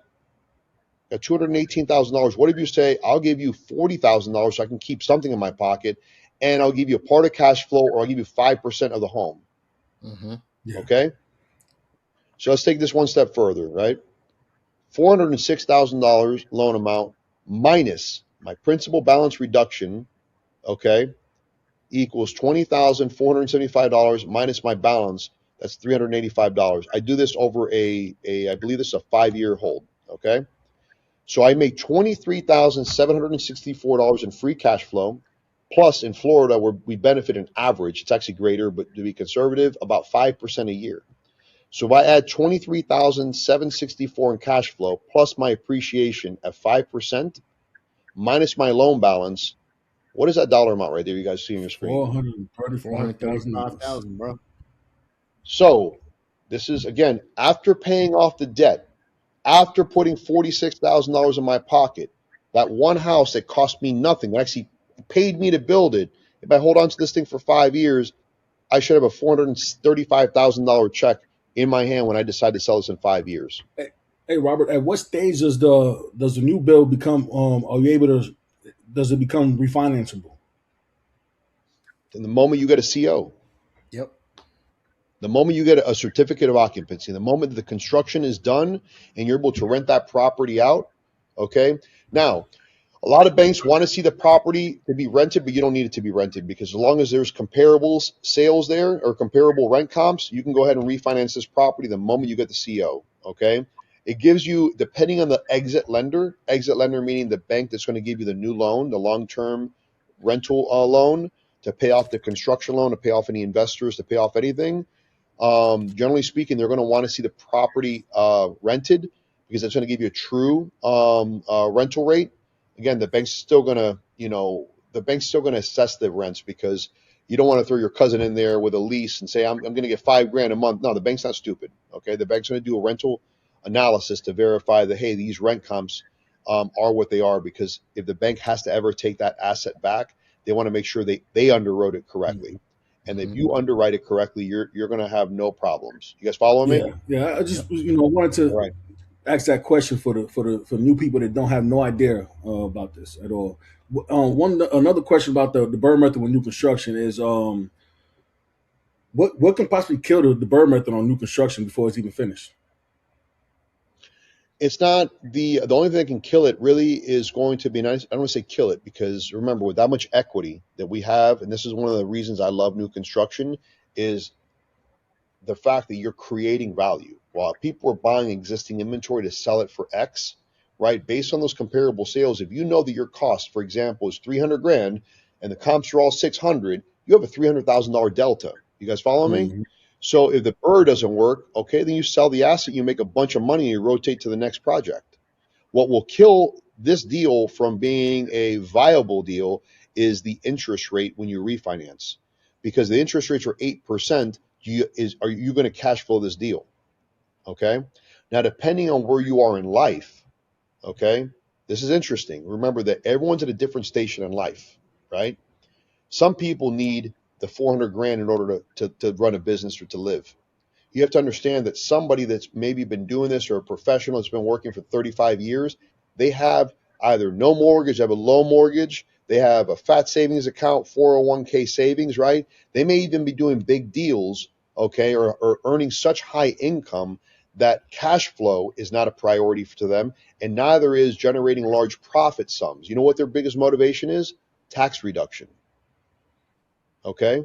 So while some of your listeners may be, I want to flip a house to make money. Some of your listeners would be like, hey, I need to make an extra $200 or $300 a month. I would love some rental properties. Some of your listeners may be going, I make too much money, right? What can I do to mitigate my taxes? Right? Which is to state that some people are doing this in high density markets. When I say high density markets, meaning the cost of everything is really high, the cost of dirt is high, the cost of construction is high, and certain banks will allow you to have negative DSCR, which is a state that if they require if you rent the property for $1,000 per month, a traditional bank would want you to have at least $1,250 a month in income. That's 1.25. You guys follow me? Yep. Some banks, if your rent is if your mortgage payment is $1,000 a month, some banks will allow you to be at 875 to 900, which means you're losing money every month. That sounds kind of crazy, doesn't it? Yeah. Why would they do that? Why would a bank give you a loan knowing you're going to lose a couple $100 a month? Any idea? Nah, educate me. That's why we're here. All right. Because everyone is in a different station of life. And your perspective may not understand that. This is why we discussed it, so you guys can learn about this kind of stuff, right? Because I didn't know about it either when I first met somebody that I was like, why would you buy this property and lose money? I didn't know because I wasn't there yet. Okay. Taxes, man. Taxes. Some people need to be able to get, like right now, we're in December. Someone has a large tax liability. What do you see everyone teaching online? Oh, buy the G-Wagon. Section 179, that sucker, right? Why? Because you can deduct 100% of that year one, right? It did last year, man. Exactly. So let's talk about this. You guys like this strategy? You guys like this? If I were to keep this for 5 years and put $435,000 in cash in my pocket? Yeah. Okay, let's take a step back. What if you guys cost segregate that asset, which is what I recommend? Okay, so what I recommend, I get bonus depreciation. So immediately year one deduction, I get $126,000 deduction, real deduction on my taxes, but not a reduction in my adjusted gross income. What is it? And just for our listeners, what does it usually cost to cost segregate the asset? Put it this way: whatever it costs, it's worth it. Okay. Yep. Because if you're going to get $126,000 in deduction year one, and someone's going to charge you $5 to $10 grand, is that worth it? You're trading 10 grand to get a 10x return, right? You're going to get a cost segregation study. You want to talk about marketing? I'm sure you guys talk about marketing, but to spend $10,000 to get a 10x return on that and have a full report that says bonus depreciation year one. What about year 2, 3, 4, and 5? Okay. Mm-hmm. So, you're going to have a lifespan on your cost segregation, right? Meaning that you're going to understand when you do it, when is the right time to sell. You may want to sell in year 5, year 6, year 7, okay? Depending on how you take these deductions, what you don't want to do is you don't want to get yourself caught in something called recapture. And recapture means that let's say you have a massive tax benefit, right? And then instead of holding this property as a long-term rental is why you did this, then you try to turn around and sell this year 2. Yeah, you can, but guess who's going to want their money? Uncle Sam. Because you took a big reduction on something you planned on holding on to for a few years, that now you're selling the following year. So you can do that, but you got to pay back some of that benefit. That's why it's worth holding these properties onto it for a few years. That's probably why you guys see, maybe now that I'm saying it, you might see some big real estate operators in your area every few years, right, improving their asset. Why? Because they're looking to get rid of taxes. They need to re-improve that asset. They need to do another cost segregation study to state that, hey, look, I just redid my floors, my kitchen, I just did a roof, and I had to replace a water heater. What happens? Now you're resetting the timer on these line items. No, again, you have a cost segregation study, and then you have bonus depreciation, okay? In a residential home, not a commercial asset, you have 27 and a half years to depreciate your house. Or you can do a cost segregation study to advance that depreciation schedule. So instead of you waiting like a little drop, ding, ding, ding, waiting 27 and a half years to maximize that, you can compress that time. Because let's face it, water heaters don't last anymore. I remember mi abuela's refrigerator lasted 30 years. My refrigerator, however, lasted 6 years before I had to buy a new one because they don't make stuff to last anymore. Okay? So they make it, it's cheaper to replace it. It's cheaper to replace it. So we talked about how this is the underwriting that most people don't do. They just look at the numbers. Oh, I can make $300 and something thousand if I just do this new construction and sell strategy. Yeah, you can, and there's nothing wrong with that. And we do that every day.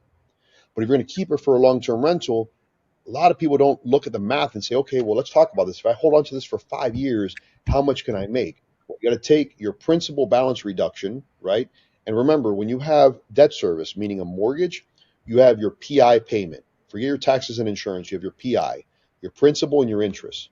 When you see what percentage of your mortgage payment goes towards that principal, that's what you're accumulating, that reduction. That's why I say minus a principal balance reduction. So over 5 years, all I'm paying is $20,000 towards my balance. That's not a lot over 5 years. If you guys think about that, okay? Matter of fact, let's talk about that. This makes sense. Over 5 years. This makes sense why a lot of new construction companies are actually building ground up to rent nowadays, right? That's right. Well, there's a few reasons actually. The strategy has evolved where lenders or builders have realized that put it this way, I came to the same math before I started seeing builders do this. For every one house that I build, okay, and I sell it, I make money now, right? But for every house that I build and I hold on to it for 2.2 years, it'll be as if I built 2 houses. Ooh.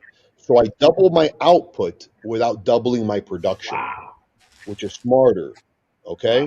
Why and how? How does that make sense? How do you get 2 houses out of 1 in 2 years? Well, look at this number right here. Look at this right here. We have our principal balance reduction. We have our appreciation.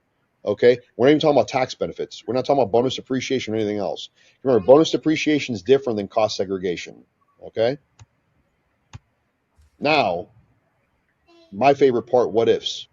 My mind, I grew up with what ifs, right? If then, problem solution. What if I pay the contractor all of the spread and I keep the house? Meaning you negotiate based on your math. Hey, GC, what if I just pay you the $46,000 and I keep the equity, right? You're working for free, but you're going to gain $200,000 in equity in this example plus the cash flow. What if I pay back my private lenders the gap funding, meaning the money that I needed to advance to start this process, plus a percentage of the cash out, okay, covering the 20% spread to the private mortgage lender? What if the GC and I split the spread, okay, of $46,000, and then I keep the $218,000 locked in the property, creating wealth and making us even more bankable? So remember, guys, GCs, a lot of GCs, and it's not by any means to discredit the intelligence level or anything like that of GCs. It's a great skill set to be a general contractor, but not all general contractors are good businessmen. Okay, they're really good at building houses, bidding houses, managing subcontractors, managing material deliveries. But when it comes to taxes or building wealth or whatever, not many of them are good at that. If you guys educate yourself on this is the value proposition that you bring to a general contractor partnership. You guys following me? Yes, sir. All right. So now, what if I did this on bigger deals, and can this work on bigger deals? Yup. If you guys understand this basic concept on a single family home, the same exact recipe that I gave you, I'm doing this for apartment buildings. I'm doing this for subdivisions. I'm doing this for anything and everything I can get my hands on. And there's even more creative strategies, which we're going to get into in a different episode possibly. Okay, but there's a lot of different strategies you guys can deploy here. By the way, this is an apartment building I'm building, Vasquez Apartments in Ocala. Do you guys see this math right here? I'm going to build this for about $2 million. All right, the valuation is going to be over $4 million, which is to say that year one, if I were to just sell this right now, I net $2 million after my hold costs, my holding costs, my real estate commissions, my light bill, everything, which is to say I get a 1,300% return on my investment. Year one, I can sell this and make $2 million. But what happens at year 10? At year 10, I make $5.5 million on 14 units. The same exact strategy, guys. And I show this example because I want to plant the seed in your mind, and I want to impress it upon your mind that once you guys get this concept of doing this on a single family home, you can do this on a duplex, as I just showed you. Then you can do this on 14 units. Then you can do this on 165 units. Then you guys can keep going and going. You guys following what I'm saying? Yeah. When it comes to building, you're creating value. You're creating so much value, okay, that allows you to be able to build these properties and essentially be 100% extract 100% of the money you're putting into these deals when you're refinancing. Which is to say, again, you guys can get creative and partner with a private money lender. Again, when it comes to strategies like this is a strategy. Are you guys following me? This isn't you go to John Doe and John Doe's going to give you the money. You need to put some sweat equity into this strategy. You need to identify the lots. You need to find the private lenders. I'm giving you a framework, a foundation upon which you can build your house on, okay? Because all you need is a skill set and the knowledge. And right now, I'm hoping that this knowledge that I'm sharing with you guys sparks some kind of creativity or an aha moment to say, wait a minute, I need to research this. I didn't even think about this. That's what I care about, okay? To be able to share information with people that go, I never even thought about this. It just clicked. I got this, okay? And for those of you that don't get this just yet, continue to keep learning, educating yourself, because these are strategies that if you don't get it now, save this episode, okay? Watch it again 6 months from now. Watch it again a year from now, because if this is something you want to do, it doesn't have to happen right now. But you can always hit replay. Another thing to keep in mind as well, before we hop into the next part of the segment, this is taking ownership and creating partnerships when you're building new construction. You can also syndicate these as well, which is another form of partnerships, where you take on less risk, but you still gain the ownership. You still can pay yourself up front. You can still, get construction management fees and things like that. It's just a different way of putting this type of deal together without having the credit, without having the money. You're just putting in a sweat equity at that point. So that's, for some of you, you may be in a position to you may be in a position to take on some of this under your personal credit or through a partnership. But for a lot of you, you put in the time and the effort, and you can learn how to syndicate these as well. That's another play that can accomplish the same exact thing that we're talking about right here. Right or wrong? Absolutely. Because look, I can tell you right now that once people understand what we're doing, we're having other wholesalers give us a call and say, hey, will you buy this? Okay. So they don't even have to go through the entire process. But imagine that, let's say your audience reaches out to 20 general contractors and say, we're not interested. What happens if they were to come to them and say, I'd like the meeting in your office? I've identified these 10 lots, okay? And this is a lender that can help you do this. Okay, what you're doing is you're packaging up something, you're making it easier and saying, are you hungry? Well, sir, here's your filet mignon because I want to serve it right to you. I broke down the math on how you can make the money. All I want is this much money for the lot. Put 10, 15, 20 stacks on there. Whatever the numbers, however it makes sense. I can tell you right now, Angel or Juan, one of you guys messed up in my office. Okay, because they try to present to me a deal here in Winter Park where we're buying. How much does that wholesaler make on a deal that we said no? I don't speak French. I don't speak French. We did not say this. You or Juan said no. How much does that wholesaler make? You said no.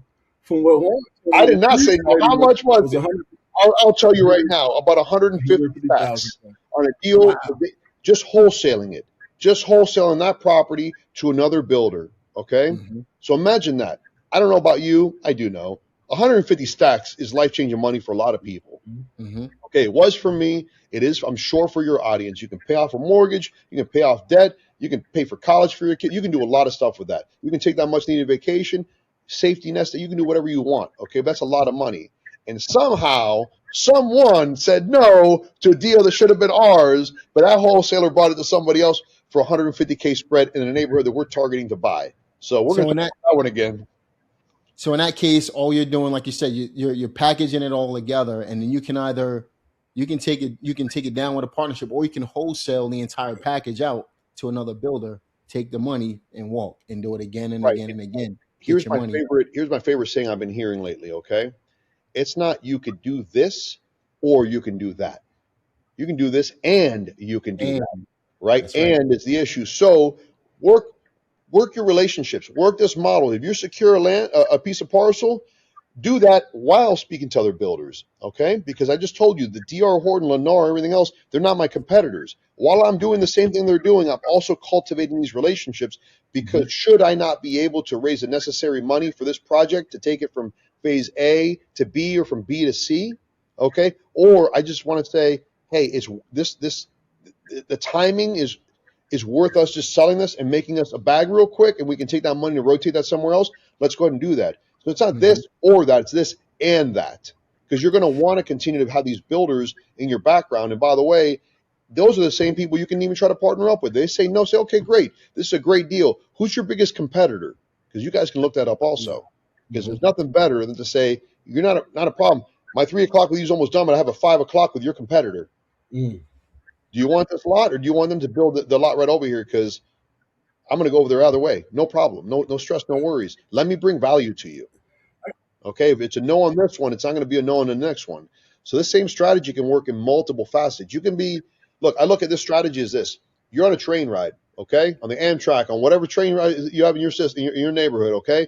There's different stations, there's different exits. Where do you want to get off at? You can try to take that end of the road. That means they're developing the whole thing, or you can get off at the next station by flipping this to somebody else, making your bag, moving on to the next one. Hey, Robert, I wanted to, before this episode ends, Robert. Oh, go ahead, Jamel. My bad. My apologies. No, I was gonna say, you know what I love about this so much, man. Is what I really love about it is, you don't necessarily have to start off in a single family business. You don't have to start off. You start where you are, right? But if you limit yourself to the way you think, then you're only gonna be at that particular level. So for example, if you focus on, hey, I want to build a community, and you start putting in the work and putting in the reps to be able to get to building a community, you can build a community on your first project. You got to learn the ropes. You gotta be willing to jump out there and take the risk and be able to do what you got to do. You can't be afraid. Most people are afraid of the number. They're not necessarily afraid of putting in the work.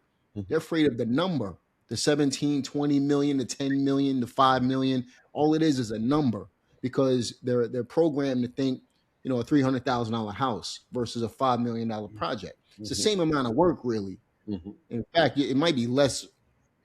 In my opinion, it could be less risky to take on a $300,000 house. You got to put in the work. So start where you are, but think big right off the bat, and you'll be able to accomplish big things. And I want to make sure I echo this, because I see too many people kill deals over profit they haven't realized yet. Yep. So sometimes, as weird as this may sound, sometimes thinking big is thinking small. And here's what I mean by this. Okay, I'm a big thinker, but I want to clarify what I mean. 5% of a watermelon, okay, is better than 100% of a grape.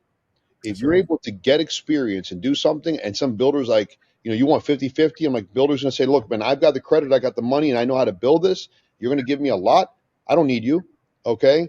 I'll pay you that cash up front. Or what did we get? What did that general contractor flips it on you? Okay. And he is smart. And he goes, what if I don't pay you for that lot, or I'll pay the cost for it and I'll pay you on the back end, whatever the case is. Dude, here's a counter. Great. But I want to be involved in every part of this process, and I want to learn this building process. Can I be with you? Can I shadow you? Can I see how the foundation's poured? Let me add value to you. And I'm okay with that. I'm okay getting paid a little bit later on down the road. You got to put in the work, because guess what's going to happen when you become skilled in knowledge? Now you're going to become a valued asset to that builder. You made him money. He's like, next time he knocks on my door, he's like, hey, what's up? Come on, John, walk in here. You want a coffee? Thank you for making me a couple $100,000. What can I do for you? You have another one for me? Let's do it. You can earn partnerships. Okay. That's why I said you don't need to hit a home run in your first one.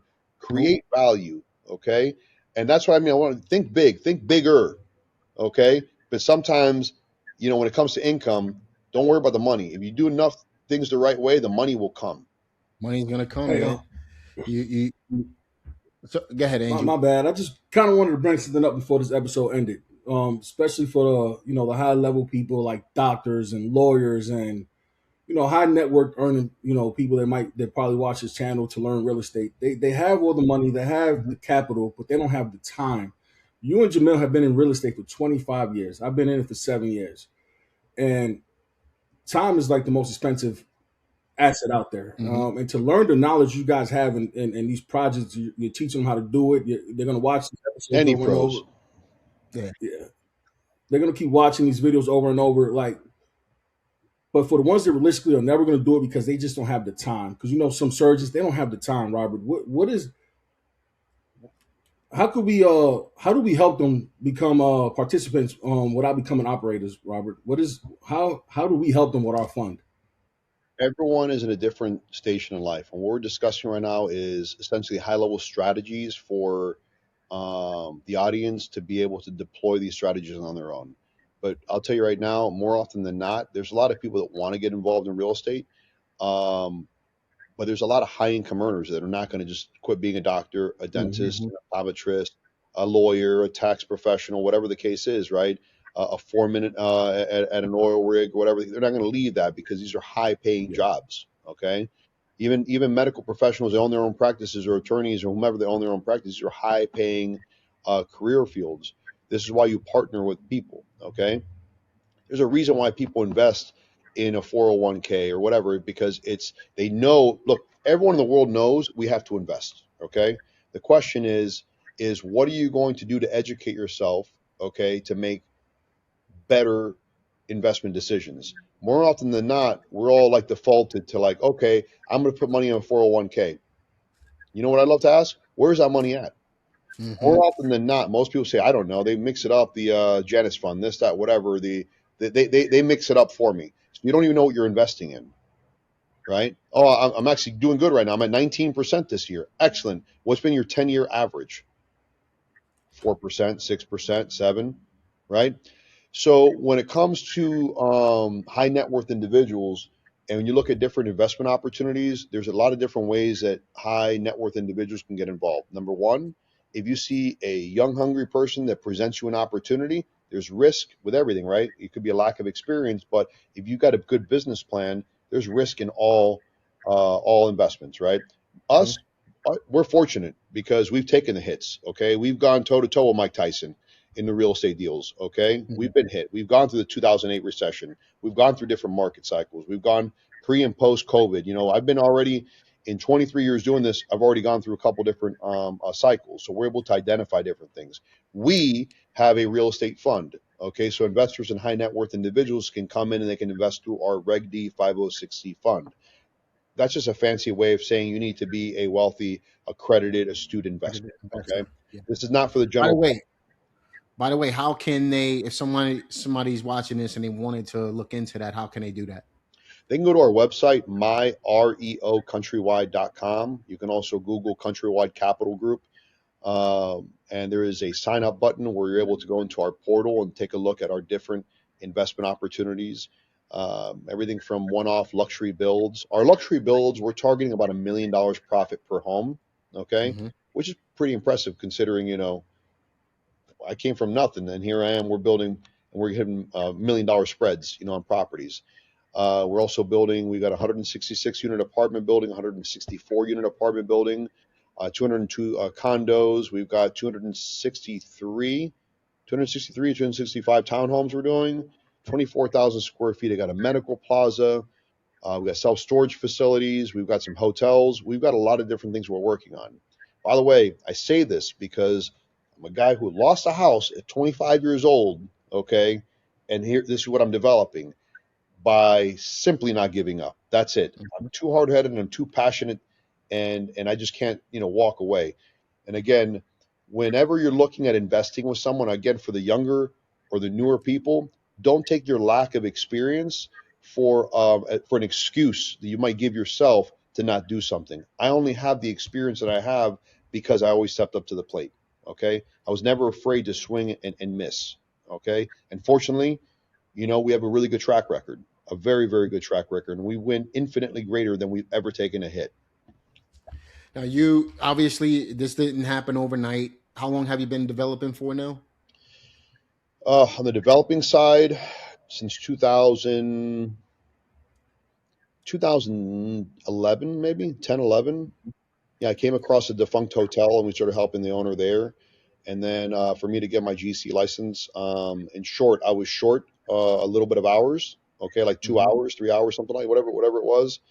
And I remember I almost got arrested on a job site because I walked up to this guy, a foreman, and late night because I was, you know, running my office, and I was like, how am I going to get these hours? You know, I'm not going to quit my business to start working at a construction site. So I ended Mm-hmm. up going to a hotel that was being built, and I walked up to the guy, said, hey, how are you? Are you the foreman here? The guy says, yeah. I go, cool, I work for you. He goes, what do you mean? No, we're not hiring. I said, no, you don't understand. I work for you. And the guy said, what do you mean? I go, sir, I need this many hours to complete my GC license. And I just want to let you know that when I'm done with my running my business, I'm going to come out here. I'm going to work for you for free. And the guy says, no, get off my job site. I go, no, you don't understand. Take this right here. And I put this up, throw it on my bag or my shoulder. I started walking. The guy's yelling at me about liability and getting off the job site. I go, don't worry about it. I brought my own hard hat. And I just started working. The guy starts like, I'm going to call the police on you. And by just showing up and being relentless in my pursuit to get my goal accomplished, the guy ended up just giving up and going, all right, dude, what do you want? Because by the time he showed up there, I already did all the legwork. I go, hey, here we go. I did the safety check. I did this. I did that. This was an OSHA violation. I took care of this. The guy goes, holy shit, you're right. I go, I'm going to be on the 4th floor over here. I'm going to be on the 5th floor over here. And I did that for a few months until I got him to sign off on my stuff. Put me on the permit, did everything, and I accomplished it. And I worked my ass off. A lot of people don't know that. When they were like, hey, Robert's running all these different businesses, I also was working overnight to make sure I had these additional hours and earn this guy's respect to be able to do this. So a lot of people are just too comfortable. Mm-hmm. And I say this meaning and that's what it takes, man. You know, that's literally what it takes. You got to step outside of your comfort zone, and you got to be willing to put in the work that people are not willing to put in. Got to be willing to do things other people are not willing to do in order to be able to get to where you are. You want to be different. You want to have different kinds of money, different kinds of success. Success to people, you know, success to you is going to be different than success to me, right?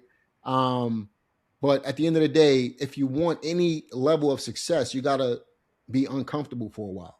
And that's what a lot of people are not willing to do. They're not willing to sacrifice that comfort in order to get to the success that they want. You just hit it, man. Comfort kills, you know, and the only way to coast, like I said, is downhill. So, I mean, what happens? You know, and I joke around this because I wrote that down, by the way, man. I love that phrase, man. Only way to coast is downhill. Yeah. So you take your foot off the gas, what's going to happen? Even on a flat ground, what happens? You take your foot off the gas, you're eventually you're just going to coast. You're going to coast at almost a stop. Okay. That's why I said we were talking about this earlier before we jumped on. A lot of people are on vacation mode. Okay. We're in December. We're about to hit into Christmas and everyone's on vacation mode. You got family come in. And that's respectful. That's fine. You know where my foot's at? My foot's on the gas, smashing it. Why? Because when you're on vacation, I'm going to eat your lunch. Okay? Go on vacation. I'm going to eat healthy. I'm going to eat good. I'm going to gain an extra few pounds in money. All right? Because I'm going to grab the bag. Go ahead. Go on vacation. I tell everyone, take off. I don't care. I'll take my vacation later when everyone's back, when everyone's trying to hit that new year. Okay, we're all done. I told you that first couple weeks in the new year when the gym is full from everyone trying to make these New Year's resolutions, give it a month. Everyone's going to give up. Why? Because people, they don't want comfort. When they try something and it doesn't work, they give up. Okay? For anyone watching this, the only way you're going to be successful in this business, let alone trying something new, is by not giving up. That's right. You know, there's a stat, and it's interesting, right? Almost everyone, and I say almost because not everyone lives, okay? But almost anyone and everyone will become a millionaire. Now think about it like this. How? I think it's 150. You got to live 150 years or something like that. 165 not at all. Not at all. Let's say I actually did this in this spread here. What was the math on this? Hold on. So I broke down the math because once you realize, wait a minute, damn, I got to do this faster, right? Because I don't want to die. All right. So let's say that if the average lifespan of a man is 74 years old, okay, and getting later with longevity and peptides and advances in medical sciences, right? So if you spend the first 20 years of your life screwing around, okay, not even working at 14 like I did, okay, actually I ran away at 14, I was working younger, but if you spend the first 20 years of your life screwing around, that means you make $50,000 per year, okay, just $50,000 per year on average, because you can make a little bit more money here and there. But that means you have 54 years of working life before you retire. That means that an average of $50K a year, and if you make more money, you're going to compress that. That means you will earn $2.7 million in your lifetime. So congratulations to all your listeners. By just not dying, you're going to eventually become a millionaire in lifetime earnings. The question is how can you actually get that in a year, okay, or two, or whatever the case is. So I say that because I want to impress upon people's minds that we're all millionaires. You just got to think differently. Mm-hmm. How can I get it quicker? Yeah, I looked at a similar stat. It was like 150 years if you make like 30 grand a year. It was something like that where they said everybody can make, you know, multiple millions, but you got to live long enough to be able to do it. And what your point is, let's compress the time. And that's exactly why we have education platforms like this to be able to help people compress that time. Because nobody wants to, you know, I don't know about you. You know, I like what I do. It doesn't feel like work. right? So I don't ever plan on having a retirement date. Mm-hmm. But for me, my aspiration is going to be different than the next person. The average person retires at 59 and a half with barely enough money to last the rest of their lives. So most people are planning on retirement and they don't have enough money to do it. So what are you going to do? What type of action are you going to put in? How much money you plan on retiring with, if you ever plan on retiring? You got to But take action with that, though. how can you compress that time? Is where I was going at with that. And for those people that are in that audience, okay, in that bucket, there's a lot of people, school teachers, whatever. I mean, there's a lot of Yeah, different industries, people that have worked their asses off, put money don't aside, make enough money. right? But check shit like this. If you take action, because there's too many people who have this ostrich effect, okay? Mm, I call it the ostrich effect. They mm, know they got things they got to do, but they put their head in the ground and they don't want to deal with it, right? The older some people get, they're like, I know I'm going to die, I just don't want to deal with it, right? I don't want to deal with it. I don't want to deal with it, and that imposes a liability and stress on family because you're not responsible enough to hmm address the things you need to address right on or head on. So when it comes to people that they know they're going to be short on their retirement, but they know they've got money set aside, they should be listening to platforms like this. Yeah. Why? Because they need to understand that my retirement account ain't going to cut it. But what if I'm able to take a small percentage of my retirement account, right? Put that as a down payment and get myself a rental property. hmm Okay. What if, for example, I know that at 59 I'm going to retire and my savings will pay me X, my life insurance, whatever your investment vehicles are, right? My social security is going to pay me this. How much money do I need to bridge the gap? Guys, it's a mathematical equation. If I know I'm going to be $650 short, okay, well, then I've got X amount of dollars in my retirement account, and I've got 7 years before I retire, 6 years before I retire. It's a mathematical equation. How much Yeah. money do I need to withdraw from my savings or my retirement or whatever the case is to put as a down payment on a rental property that can make me $250 to $300 per month? Even if you acquire one per year over 4 years, Yep. $250 a month, that's $1,000 a month. You just exceeded your $650 shortfall, okay, by a couple $100.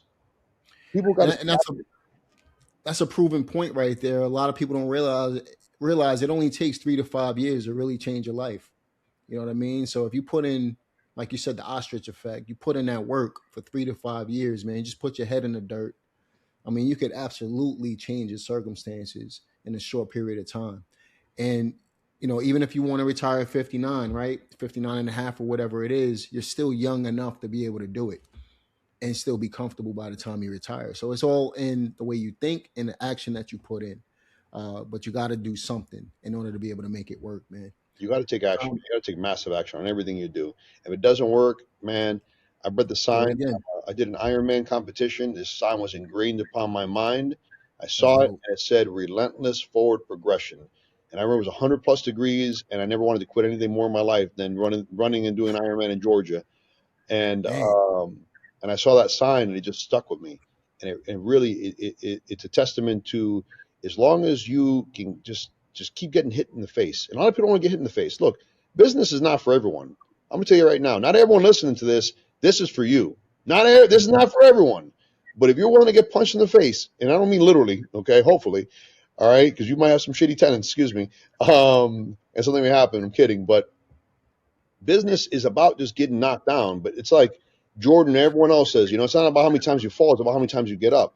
As long as you're Right. able to get up one more time than the time you fall, and you're going to win. You're going to win regardless. All you have to do is just beat your competitor. David Goggins talks about this story about his favorite movie. Okay, his favorite scene in a movie is when he's seeing Rocky fight Apollo. Okay, Mhm. you guys remember the original Rocky? Man, Yep. Apollo thinks he's won. He's all dancing around the thing. He beat him, he beat him, he beat him. He turns around, he sees Rocky all bloody getting back up, and he just, right there and then, he was just All defeated. He was defeated. He dropped his hands. He's like, you got to be kidding me. I can't right. beat this guy. That's who I am. I'm the Rocky in my life, because I'll tell you right now, Mm. I don't care any of the crap that I've been through. Combat, financial losses, divorce, business losses, things that just inherently happen to people. Okay. Your negative or the bad things that happen to you do not define your life. Okay. Mm-hmm. You are who you want to be. And I say this because I'll tell you right now, you know who I want to be when I thought about this? and I've thought about this a long time ago, I want to be the James Bond of my story. As crazy as this sounds, I want to be. I'm a combat veteran. I'm a martial arts guy. I travel. I've ridden my motorcycle cross country. I've been all around the world. I fly airplanes. I do whatever I want to do. And it's not because I'm rich, okay? It's because I pursue my goals relentlessly. Whatever I say I want, I do.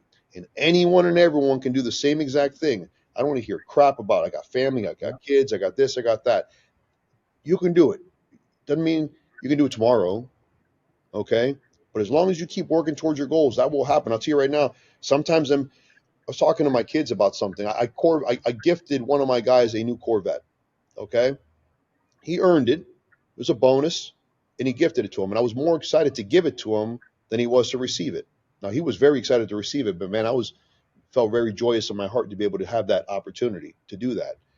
But it was interesting because I was talking to my kids, and I was like, I wanted that new Corvette when it first came out, right? Because it was a new sexy body style, whatever. Then COVID came, and then the prices just got jacked up and everything. But where I'm going with this is that you can set your goals, whatever those goals are, right? And sometimes if you just work so hard towards your goals, by the time you lift your head up to see where you're at, okay, sometimes those goals you set, you already far surpassed them.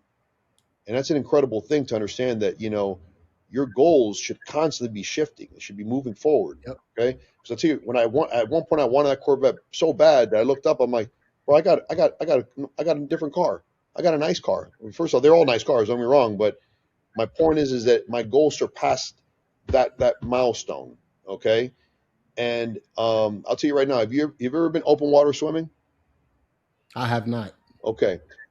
Different animal, by the way. Swimming in a pool, you see a line, good to go. When I'm training for Ironman, I'm swimming in a lake. Scary damn thing to do in Florida, especially with alligators. You realize that when you put your head down and you're just working and working and working, meaning you're swimming, you have no idea how difficult it is to swim a straight line. Okay. And sometimes you putting your head down and just working and working, if you don't put your head up to make sure you're on track, you can go in circles, which is literally what I did, by the way. And literally, when you're in the water swimming, you have a lot of time to think. A, don't drown. B, don't drown. C, why am I doing this? And 4, cool thoughts start coming to your head when you look at your GPS watch. Afterwards, you're like, I just swam a circle. How did I swim a circle and give this everything I had? And I put everything into perspective, and I always related back to business. The same way that sometimes when you put your head down and keep grinding and grinding and grinding, same way we learn in land navigation in the military.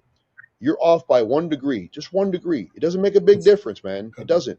Puts you about But 100 feet, 500 feet, 1,000 feet. Guess what happens? You start doing this. You start doing this. You start doing that. You have to adjust yourself. That's why there's programs like Traction, where you're keeping track of your goals. Are you on track? Or are you off track? Right? Correlate everything right back to your goals. It's okay. We all fall off track. Every one of us. Things happen. Right. Breakups, job loss, whatever the case is, we all lose sight of what our goals are. But you have to write down your goals. You have to understand, is this truly what you want? And it's okay to go off course. Things happen. Get back on course.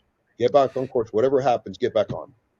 And it's okay to fail multiple times. You might have bad credit. You might be broke multiple times in your life. If you quit, then you fail. You got to keep going. You got to keep going. I say all the time, man. It doesn't matter how many times. Fail often, but fail forward. That's right. And sometimes you fall, you have nothing, man. Think about this. I lost my house, ruined my credit, got my repo, my navigator. Some people are embarrassed to talk about stuff like that. Yeah. My mentor said that my mess is my message.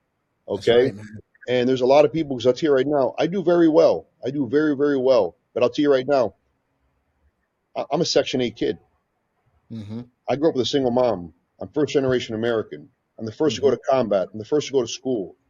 Okay. There's a lot of people listening that they're the first in their family. Okay. Ed Milet talks about this in his book, The One. You're the one. You can be that one to change your family's life, to be that person to change the direction or the history of what your family was known for.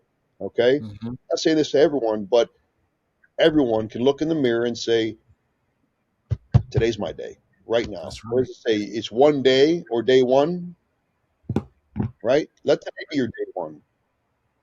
And I'm sure you have a good audience and you provide so much value and content that people are already doing the right thing, you know. right. But this is to hopefully inspire somebody who just now came across your podcast and going, man, I'm going to watch every one of your episodes because this guy's doing nothing but dropping nuggets and gems of just knowledge that I need. And man, all you need is someone just to turn that light switch on up here for you to understand. So it's here right now. Too many people are in darkness up here, okay, not understanding that this is also possible for me, okay?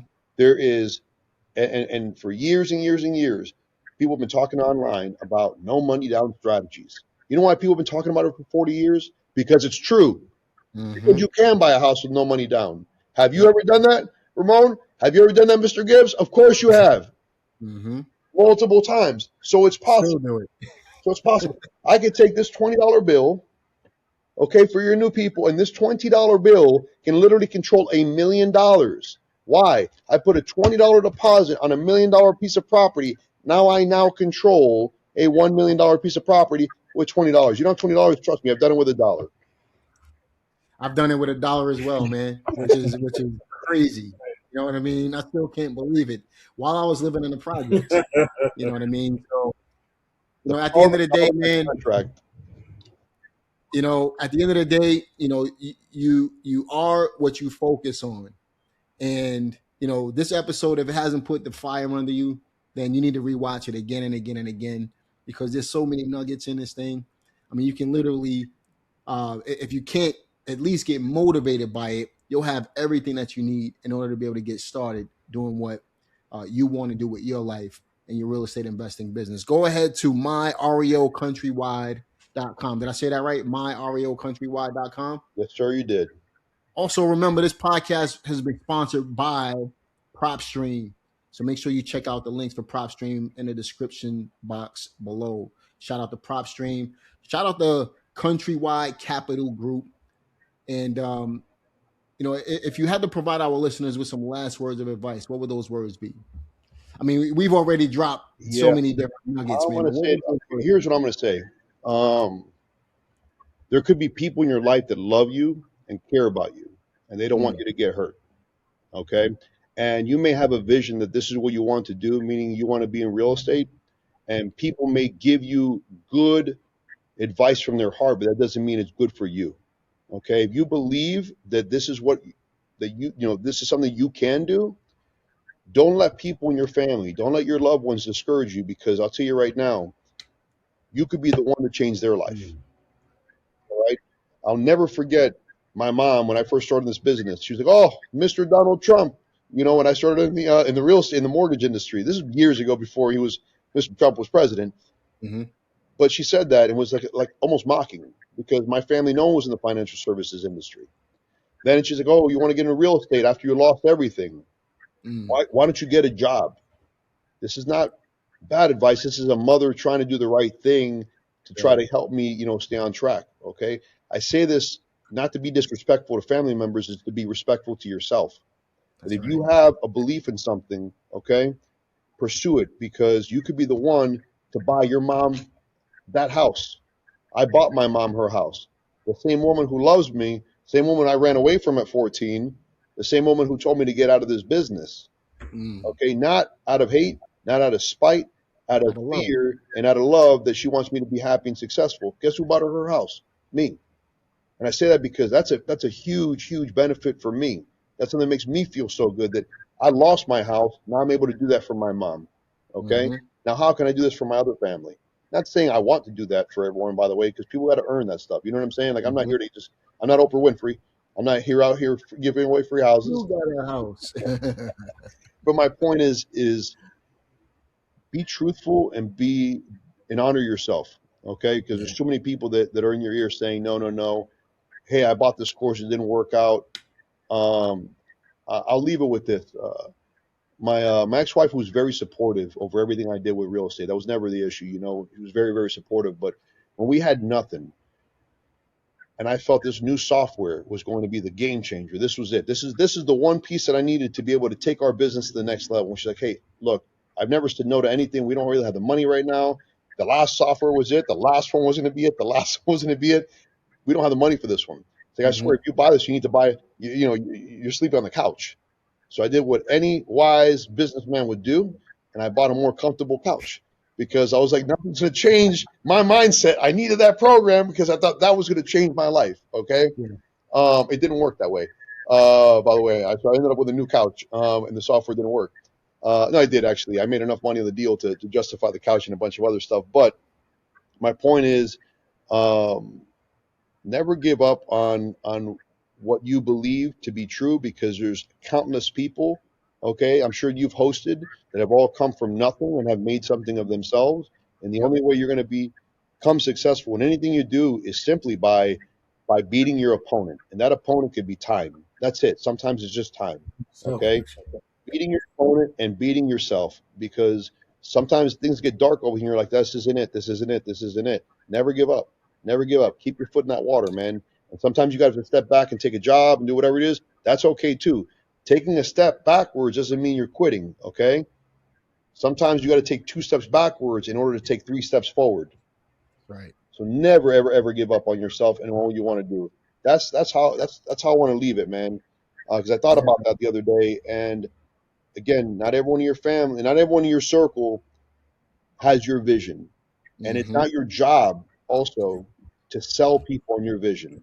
Sometimes you just got to keep your mouth shut and just keep working on your vision, because the end result will speak dividends, will speak for itself, right?